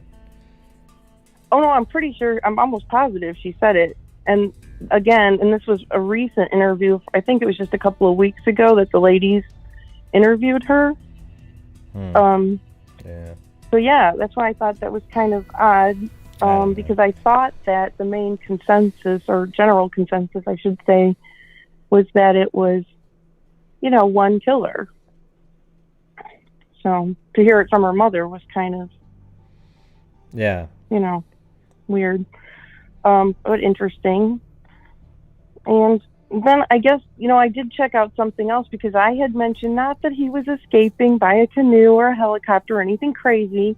But since I have been there and saw the boats, the fishing boats, I did do some checking as to where there might be boat launches for that creek. And it actually says on the DNR website that they are few and far between. They're private. There's not a public boat launch. However, there are some on private properties, and you'd have to go through fields to get to them. So, yeah. But, I mean, I have seen boats there on the creek, so... But I don't know how, unless he got onto private property, where exactly he would, enter and exit, especially like putting on a trailer or something. Yeah, I don't know. So I'm still. I don't think there was a boat. Probably on foot. Yeah. So, I'm sorry. Yeah, I think the odds of there being a boat is like 1 in a billion. Just no chance, almost. Yeah, I do feel that maybe that time of the year, and especially showing how they crossed, it may not have been deep enough, that kind of thing. And I do sort of agree it was on foot somewhere. I mean, why would the canoe be there if you can walk? It's just sort of doesn't really make a lot of sense. It kind of makes more sense that they went across the bridge than, I mean, what he had his canoe parked there, and he knew he was taking him over there, and then he got in his canoe, went downstream. But where did he come from then? How did he get there? Where would he be going when he went downstream? It just doesn't make any sense. Well, that's what I'm saying. That's why I looked up about boat launches. Was there any place where he could have put a fishing, not necessarily a canoe, but a fishing boat, something, and he shored it up? Because there are like little island spots where I've seen them shore up the boats. But yeah, I don't know. At that time of year too, I don't think it would be as, even on a nice day, as logical. Yeah. Okay. But, I don't think there's a boat. Yeah. Any other points? Yeah. Not really. Just I just toss this over and over again. And this isn't my first rodeo following true crime. I mean, I got into it reading, like a lot of people did, reading Helter Skelter as a teenager and stuff, and following different things. But this one, like a lot of other folks, just really draws you in because, like you say, they're just not, and for good reason, they're not giving us a whole lot to go on. And it's just a sad situation. But there are those other towns in the area that, I mean, he could be anywhere, and we don't really even know if that's his normal attire to dress like that. Like you said, he could have I'm kind of on your side of things with, he probably has a wife, a family, whatever. And this was some jaunt that he took out to, unfortunately, hunt for someone, or it happened to be the girls. Yeah. And then I have, some folks have tossed around about that they were targeted, but, again, we don't know that. It could have been someone else. It might have been the unfortunate luck of the draw. So yeah, I think it's just bad luck, bad timing. They just fit into the trap he had there. I don't even know if, when we say trap, I don't even know. I just know that he knew that that they had nowhere to go once they got onto that bridge, and there was nobody in front of him. He may have even possibly tried to pull out the gun if let's say he encountered them halfway across, and then if somebody shows up, he would have put the gun away and then just went even, who knows how we would have got off. The way it worked out for him was perfect. He was able to keep it hidden, but he may have still had it in his jacket, even halfway across, and said, hey, keep on moving. I've got a gun here. But they never really saw it. That he didn't have to do that, though. He just saw that they were continuing to cross and go over there. And then maybe they saw him coming, and then when he was they might have been in 2/3 of the way across and saw him coming and thought, well, let's just go to the end of the bridge. Maybe he'll turn around because I don't want to cross with him on it. And Right. So there's a whole bunch of ways. I mean, he could have, like if the girls had turned around at some point and were going to cross him, he may have had the gun in his pocket and then still had them go off the end of the bridge. So that's the thing. We don't know. Nobody knows. Right. Yeah, I know. And, we can analyze this until we're blue in the face. And I really feel that it is just getting to the point where, we only know so much. And something's going to have to break one way or the other, whether the law enforcement comes out with more information or, like everyone always says, someone calls this guy in. Yep. Still surprising that after well, actually, it's not really surprising because look at some of these other cases 10 years, 20 years later, something happens where, finally something trips them up or a family member finally comes out with it. I don't know. Yeah, it's just, I don't think, I'm hoping this unfortunately, year, but we'll see. Yeah. Okay, well, anyway, thank you so much, and keep on going with this. I appreciate it. Well, I appreciate you calling in. Thank you. All right. Bye-bye. Awesome. All right, I'm going to end the call in. But hey, that was, a decent call again. There we go. We've got calls. You guys can say whatever the hell you want. I'm just saying, come on, everybody. We don't have dummies calling in, all right?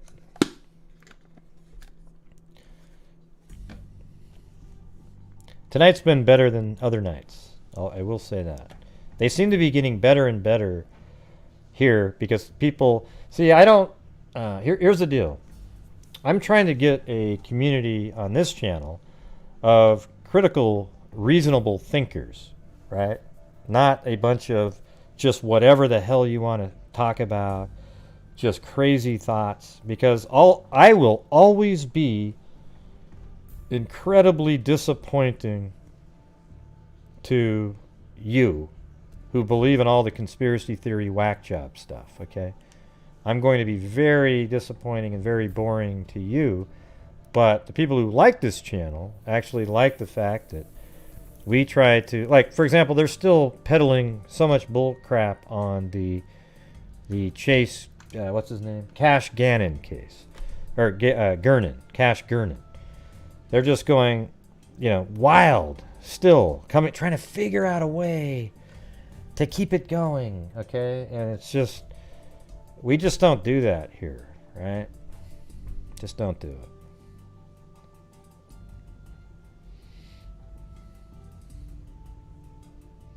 Yeah, I think everybody hopes that it's Brian Chadwell. So if you were asked the question that you asked earlier, Alicia, now I remember, is nobody in the family believes it's Chadwell. There's no special interest in Chadwell that the public or anybody's aware of at this point. He is being treated just like Daniel Nations and all the other people were because somebody turned in a tip on him. He has no special interest at all. He very well could be the person, but it's not very good odds, just like the rest of them, okay? That's what I'm saying. I'm not reading all of your comments, Alicia. I have no idea what you're talking about. I'm sure they're doing whatever they need to do to investigate the guy. He is not more interesting than anybody else that the family is aware of. They even told him they're just looking into him like everybody else. Now, I hope one day they say, "Oh my God, it's him!" Then it'll be awesome, but it'll be kind of a little bit of a letdown. Like, geez, like look at this guy. He's just a wacko. But I'll take a letdown if it solves the case. Mentally, it would be a letdown, not the fact that the case is being solved. I don't think he has anything, Alicia. See, you think he does, but there's nothing similar about his crime on the 8, 9, whatever year old girl. Nothing similar at all. Okay? It's just the fact that they're young people, yes, and he lives within 30 miles. Seems to have the right height. He's strong. He could look like the sketches. And so, maybe. But there's been a bunch of those people. Yeah. He's not a woman hater. He's a child hater. That we know of. Chadwell. You seem like you've got some sort of built-up anger about something else.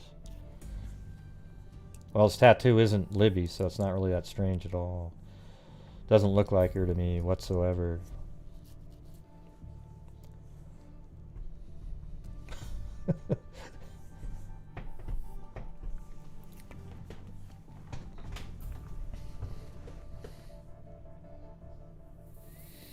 Now, it looks like it to you because you want it to look like her and other people. Here's the thing, Alicia.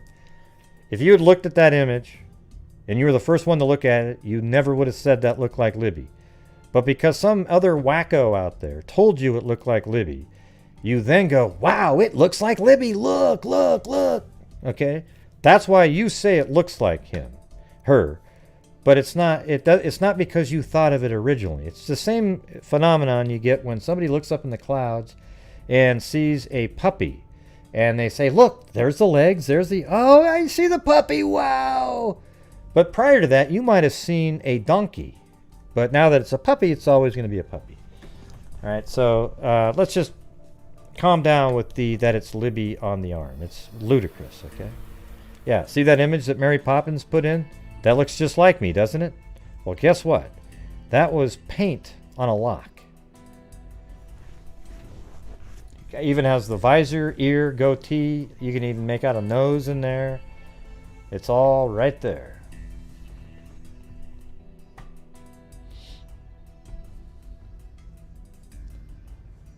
Right.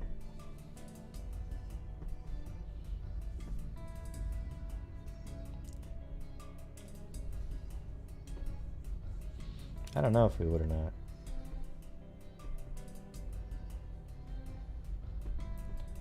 Gray, don't sweat it. It will be solved real soon. And also, Gray, did you like Morton Downey Jr.? Yeah, you probably think I'm sort of like Morton Downey Jr., but I don't think I am. He was a little bit different. He was way over the top. I'm just being me and just saying what's real. Like earlier when there was like these long pauses, I think I now figured it out, that she was listening to me on her cell phone, or partially. Something, I don't know. I really don't know, to be honest with you.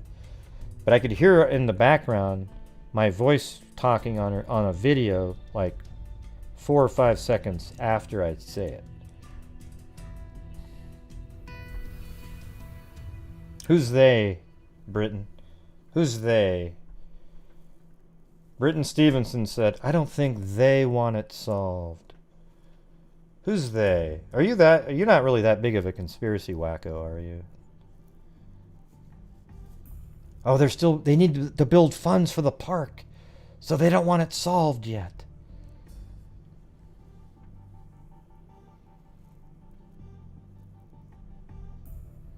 No, I don't know, Bill. I was just mentioning, somebody said I was like Morton Downey Jr., so I figured they must have been talking about that moment.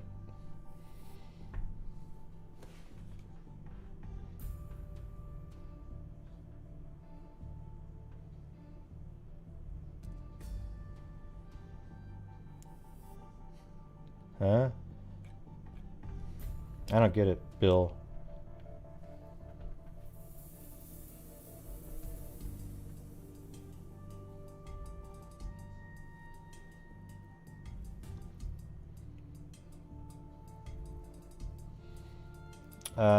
I don't have DVR on just to piss the people off who want DVR. That's exactly why I do it.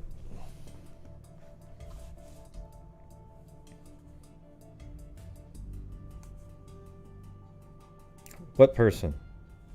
I haven't. See, there's a lot of conspiracy people out there. It's like, oh, the Flora fire and the Delphi guy are the same. Yeah, give me a break. Jesus. What points in that direction? Nothing. I think it was the family that had something to do with it.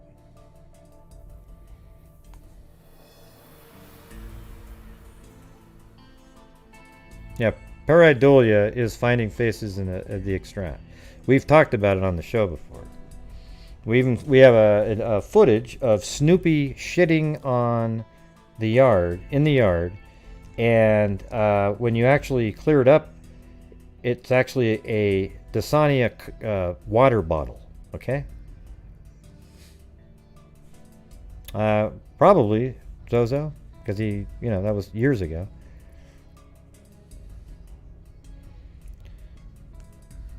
Right.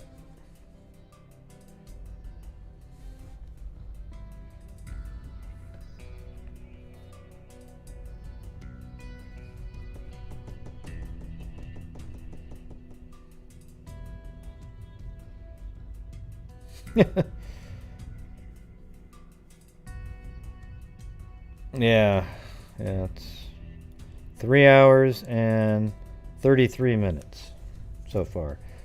But I think that's going to be about it.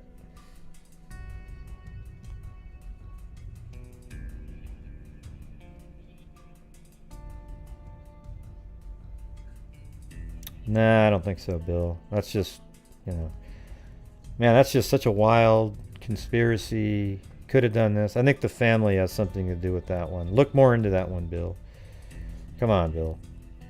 Now you're sounding like the Ancient Aliens show. Yeah. So anyways, I'm going to be done now. I'll check that out later, D&K Reck. I got other stuff I got to do. So let's see. What do we got here?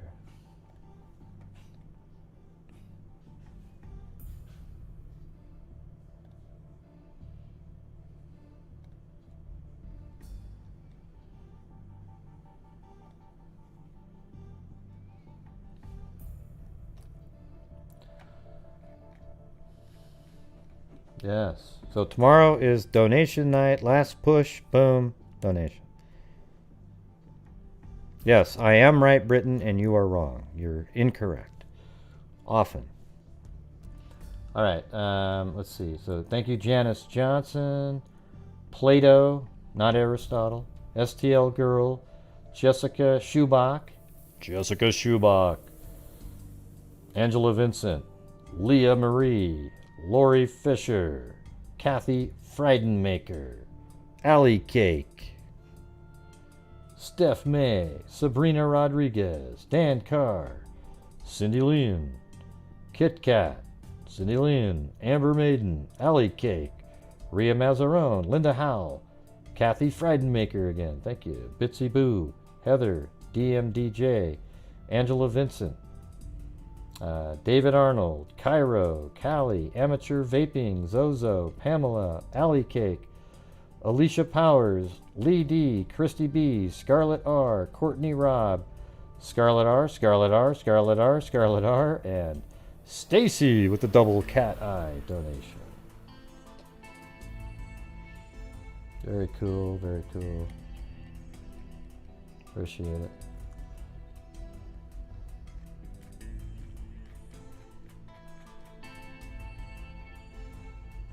Oh. So here's the from the hold on a second.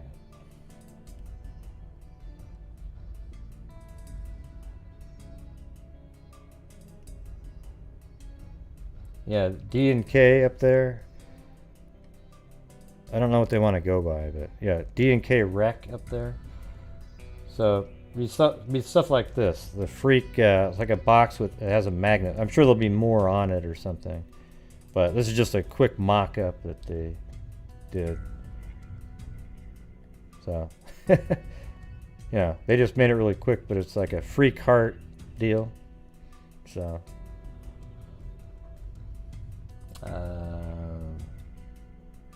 Oh yeah, so here's the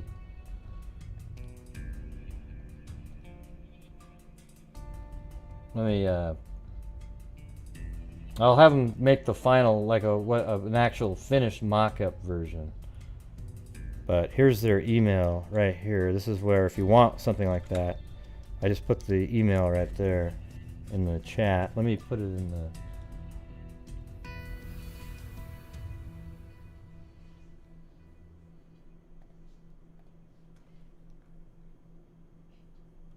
Alright. Oops, that's not the one. I think that was Cairo. That was Cairo's win something or other. Hold on. Their link didn't copy for some reason. It's right here. There we go. I'm going to put that in the description too. I'll put it under custom freak box.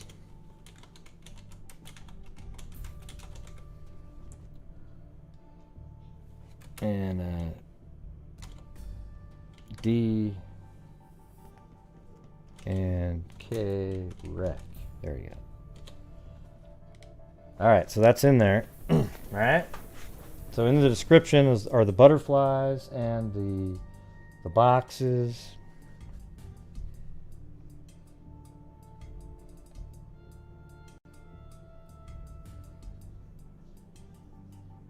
What are you? Hey, Bill, is this Bill, Southside Bill that's in the chat right there?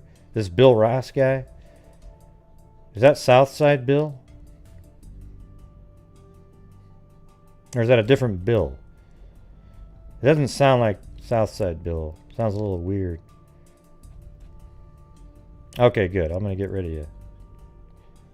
Good luck, man. You're pretty crazy.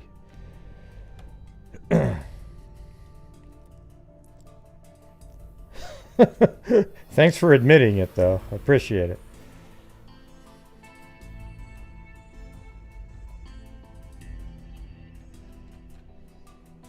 I don't even know what that person is. What are they talking about? Is there anything useful? I mean, who's this Brian person?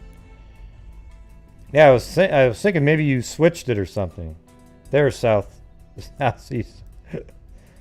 Oh. Oh, Miami. Yeah. Okay.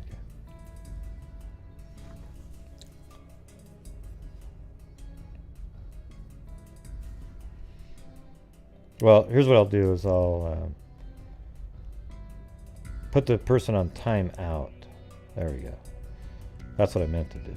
But I like to have all those crazy, mentioning somebody's name removed.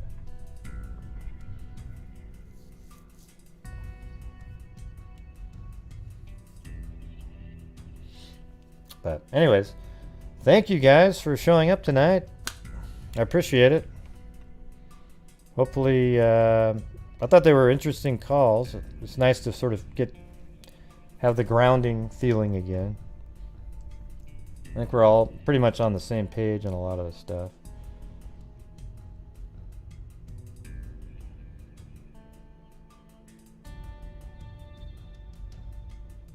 What happened?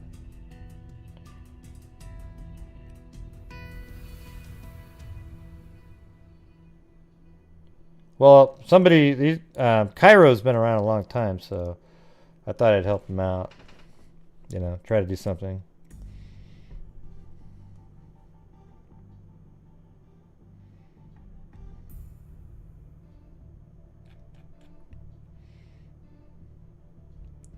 What would you advertise for, J Case?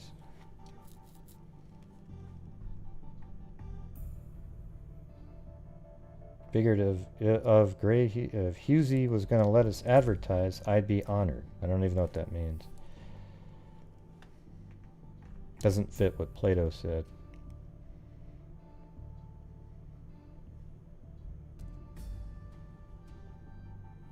Oh, there it is. Supplementary university. Oh, I see that one. Yeah. Your university cost.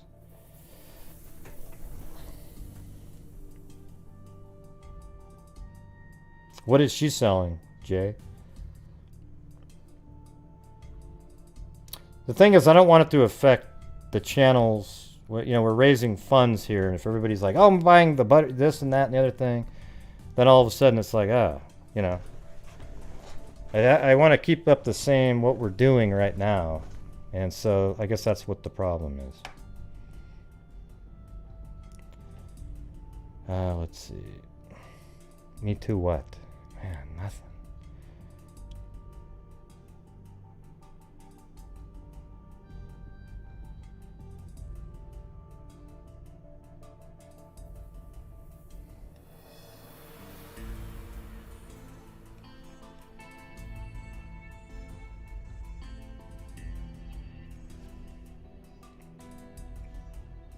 Yep.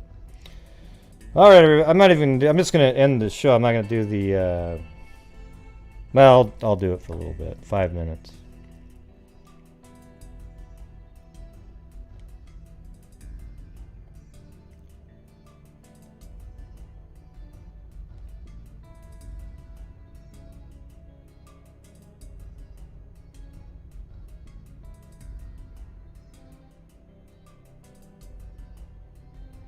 Going into jam session.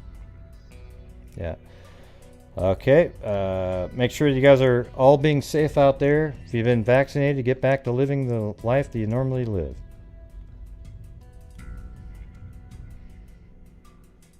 We actually had a sellout NBA game today. I couldn't believe it. I was like, jeez, unbelievable. All right, everybody. Thank you very much. And as I always say, everybody, until next time. Be safe out there. Yeah, I've been doing this true crime thing for quite a while now. And during this whole time, I have not seen one person that is a crime dissector, flag rejector. I'm a certified human lie detector. Gonna get ya on a stretcher if you try and play me like an old projector. Crime sector is my nectar. Professor Grayl's gonna give another lecture. Crime collector, freak connector, and I'm always gonna be a pup protector. Fool deflector, interceptor, and I mean a specter with a vector on his pector. With all respect, y'all, just remember I've a temper fucking check ya. I have no agenda, I'm no pretender, and I'll serve it to you straight without the blender. And in the end, I'm gonna send ya on a mission to reveal the true offender. Hey, no problem, Kevin. I'll let Ray know. All right, everybody. Talk to you.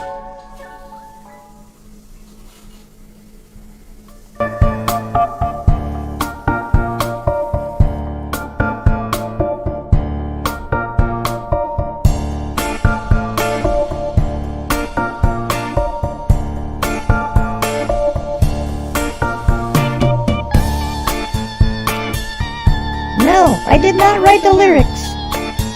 Trace Elements did. Trace Elements. Wait, she was talking to me, not you. Well, I answered for you, too. Just like people do in the chat. Oh, I see. Hey, it was great having you here, Stacy. And thank you. Generous freak, Stacy.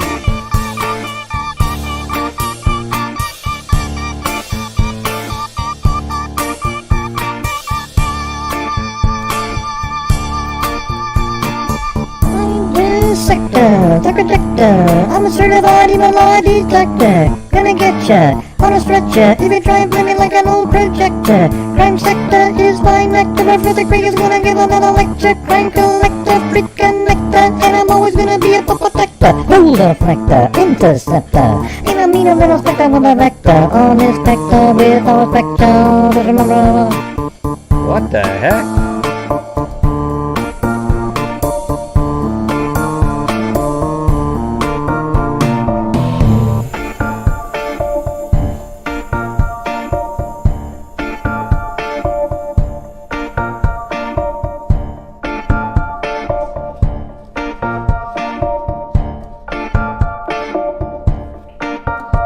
No, Brittany. Britain. Hey, Britain, there's not something wrong with us.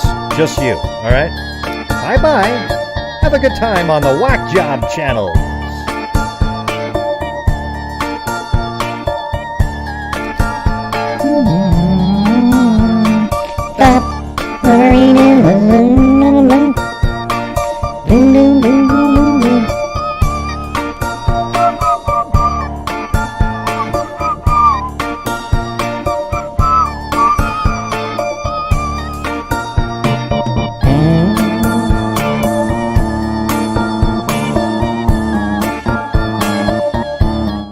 Hey, let me ask you something. Do you guys have put a 1 if you had fun on the show tonight? Come on, go ahead. Put a 1 if you had fun. All right? I just want to know. I'm just trying to figure out if you had fun, regardless of me. Put a 1 in there. All right. And you can be honest too. You can be honest. Zozo will put a 2.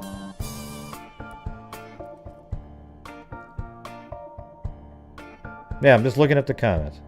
I mean, you know, it's interesting and fun, right? Okay, well, up above, Britain said that the only person that gets to have fun is me. Is that true? I don't think so. I think she just lied to everybody. All right.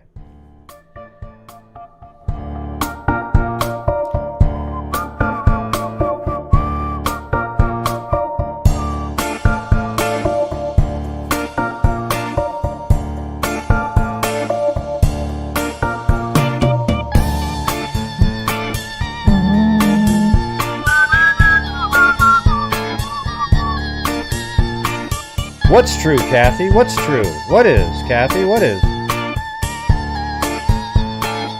Are you number 1? Is that what you're saying?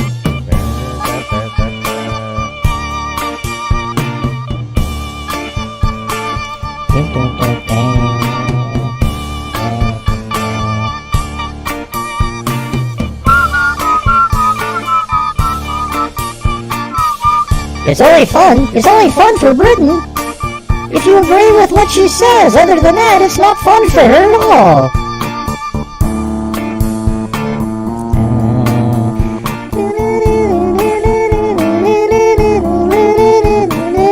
Well, I wasn't sarcastic.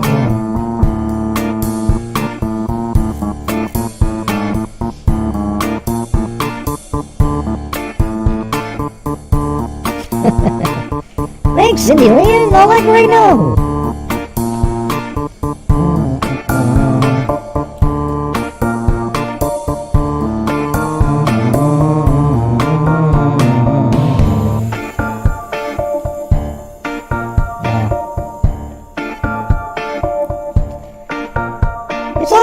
When the trolls show up right at the end to agree with somebody, then I can just start removing all of them. It's good stuff, good stuff.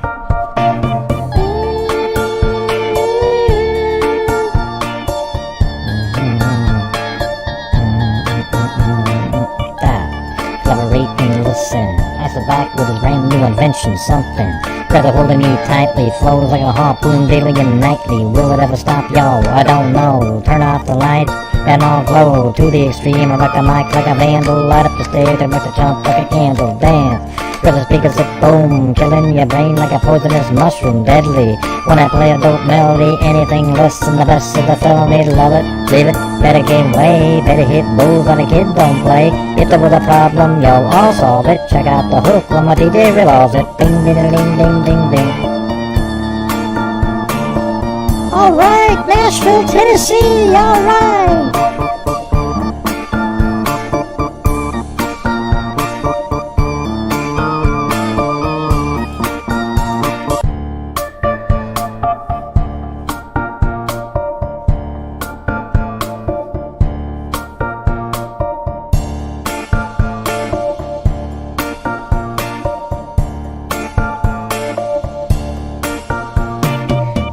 the party is jumping, with the bass kicked in and the Vegas are pumping. Quick to the point, 'cause the point no faking. Cooking MCs like a pound of bacon, burning them in quick and nimble. I go crazy when I hear the cymbal with a hi-hat, with a souped up tempo. My roll, time to go solo rolling. In my 5.0 with my rag top down so my hair can blow. The girl is on standby, waiting till they say hi. Did she stop? No, just drove on, kept on. Plus someone to the next stop. I bought a left, I'm headed to the next block. Block was dead, y'all, so I continued to A1A. Detroit Avenue, girls were hot, wearing less than bikinis. Rockman lovers, driving Lamborghinis, jealous, 'cause I'm out getting mine. She was a gauge and the number was a 9. Gunshots ranged out like a bell. I grabbed a 9 and I heard was shells falling on the concrete real fast. Jumped in my car, slammed on the gas. Bumper to bumper, avenues packed. Trying to get away from the Jack is Jack. Police on the scene, you know what I mean. Wrap me up, confronted all the dope fiends. If there was a problem, yo, I'll solve it. Check out the hook when my DJ revolves it.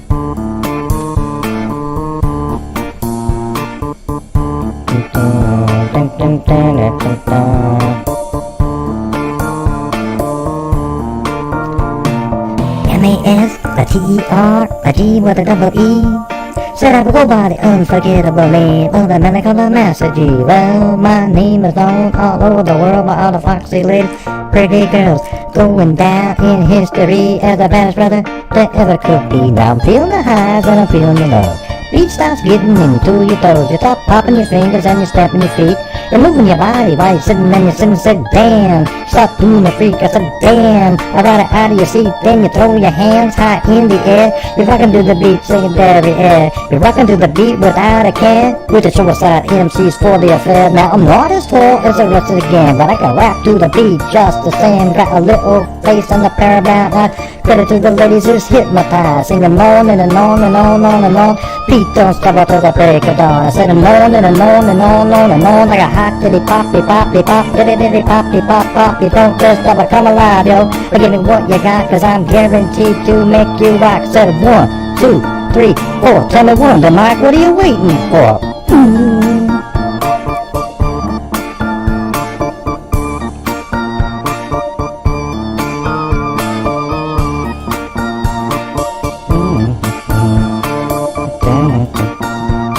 I don't need to age myself, Alicia. Everybody knows how old I am. What difference does it make? Try to just enjoy the show, okay? Instead of always being kind of negative and sort of weird. Alright.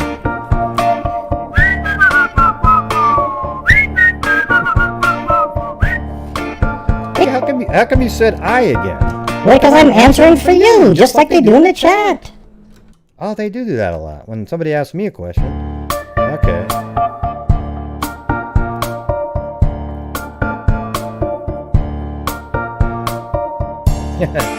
Yes, everybody, thank you very much for showing up tonight.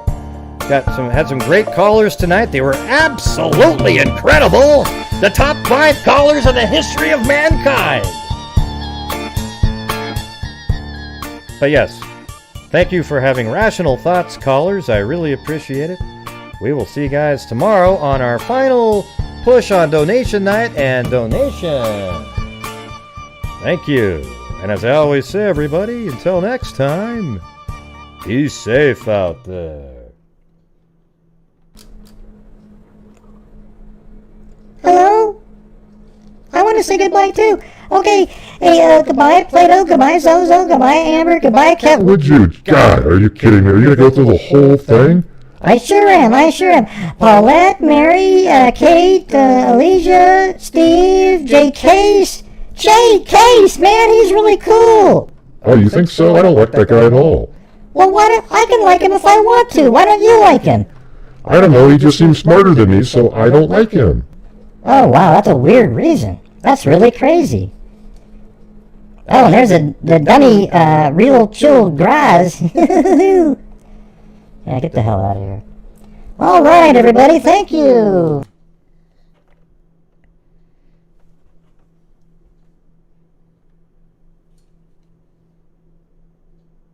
And be safe out there.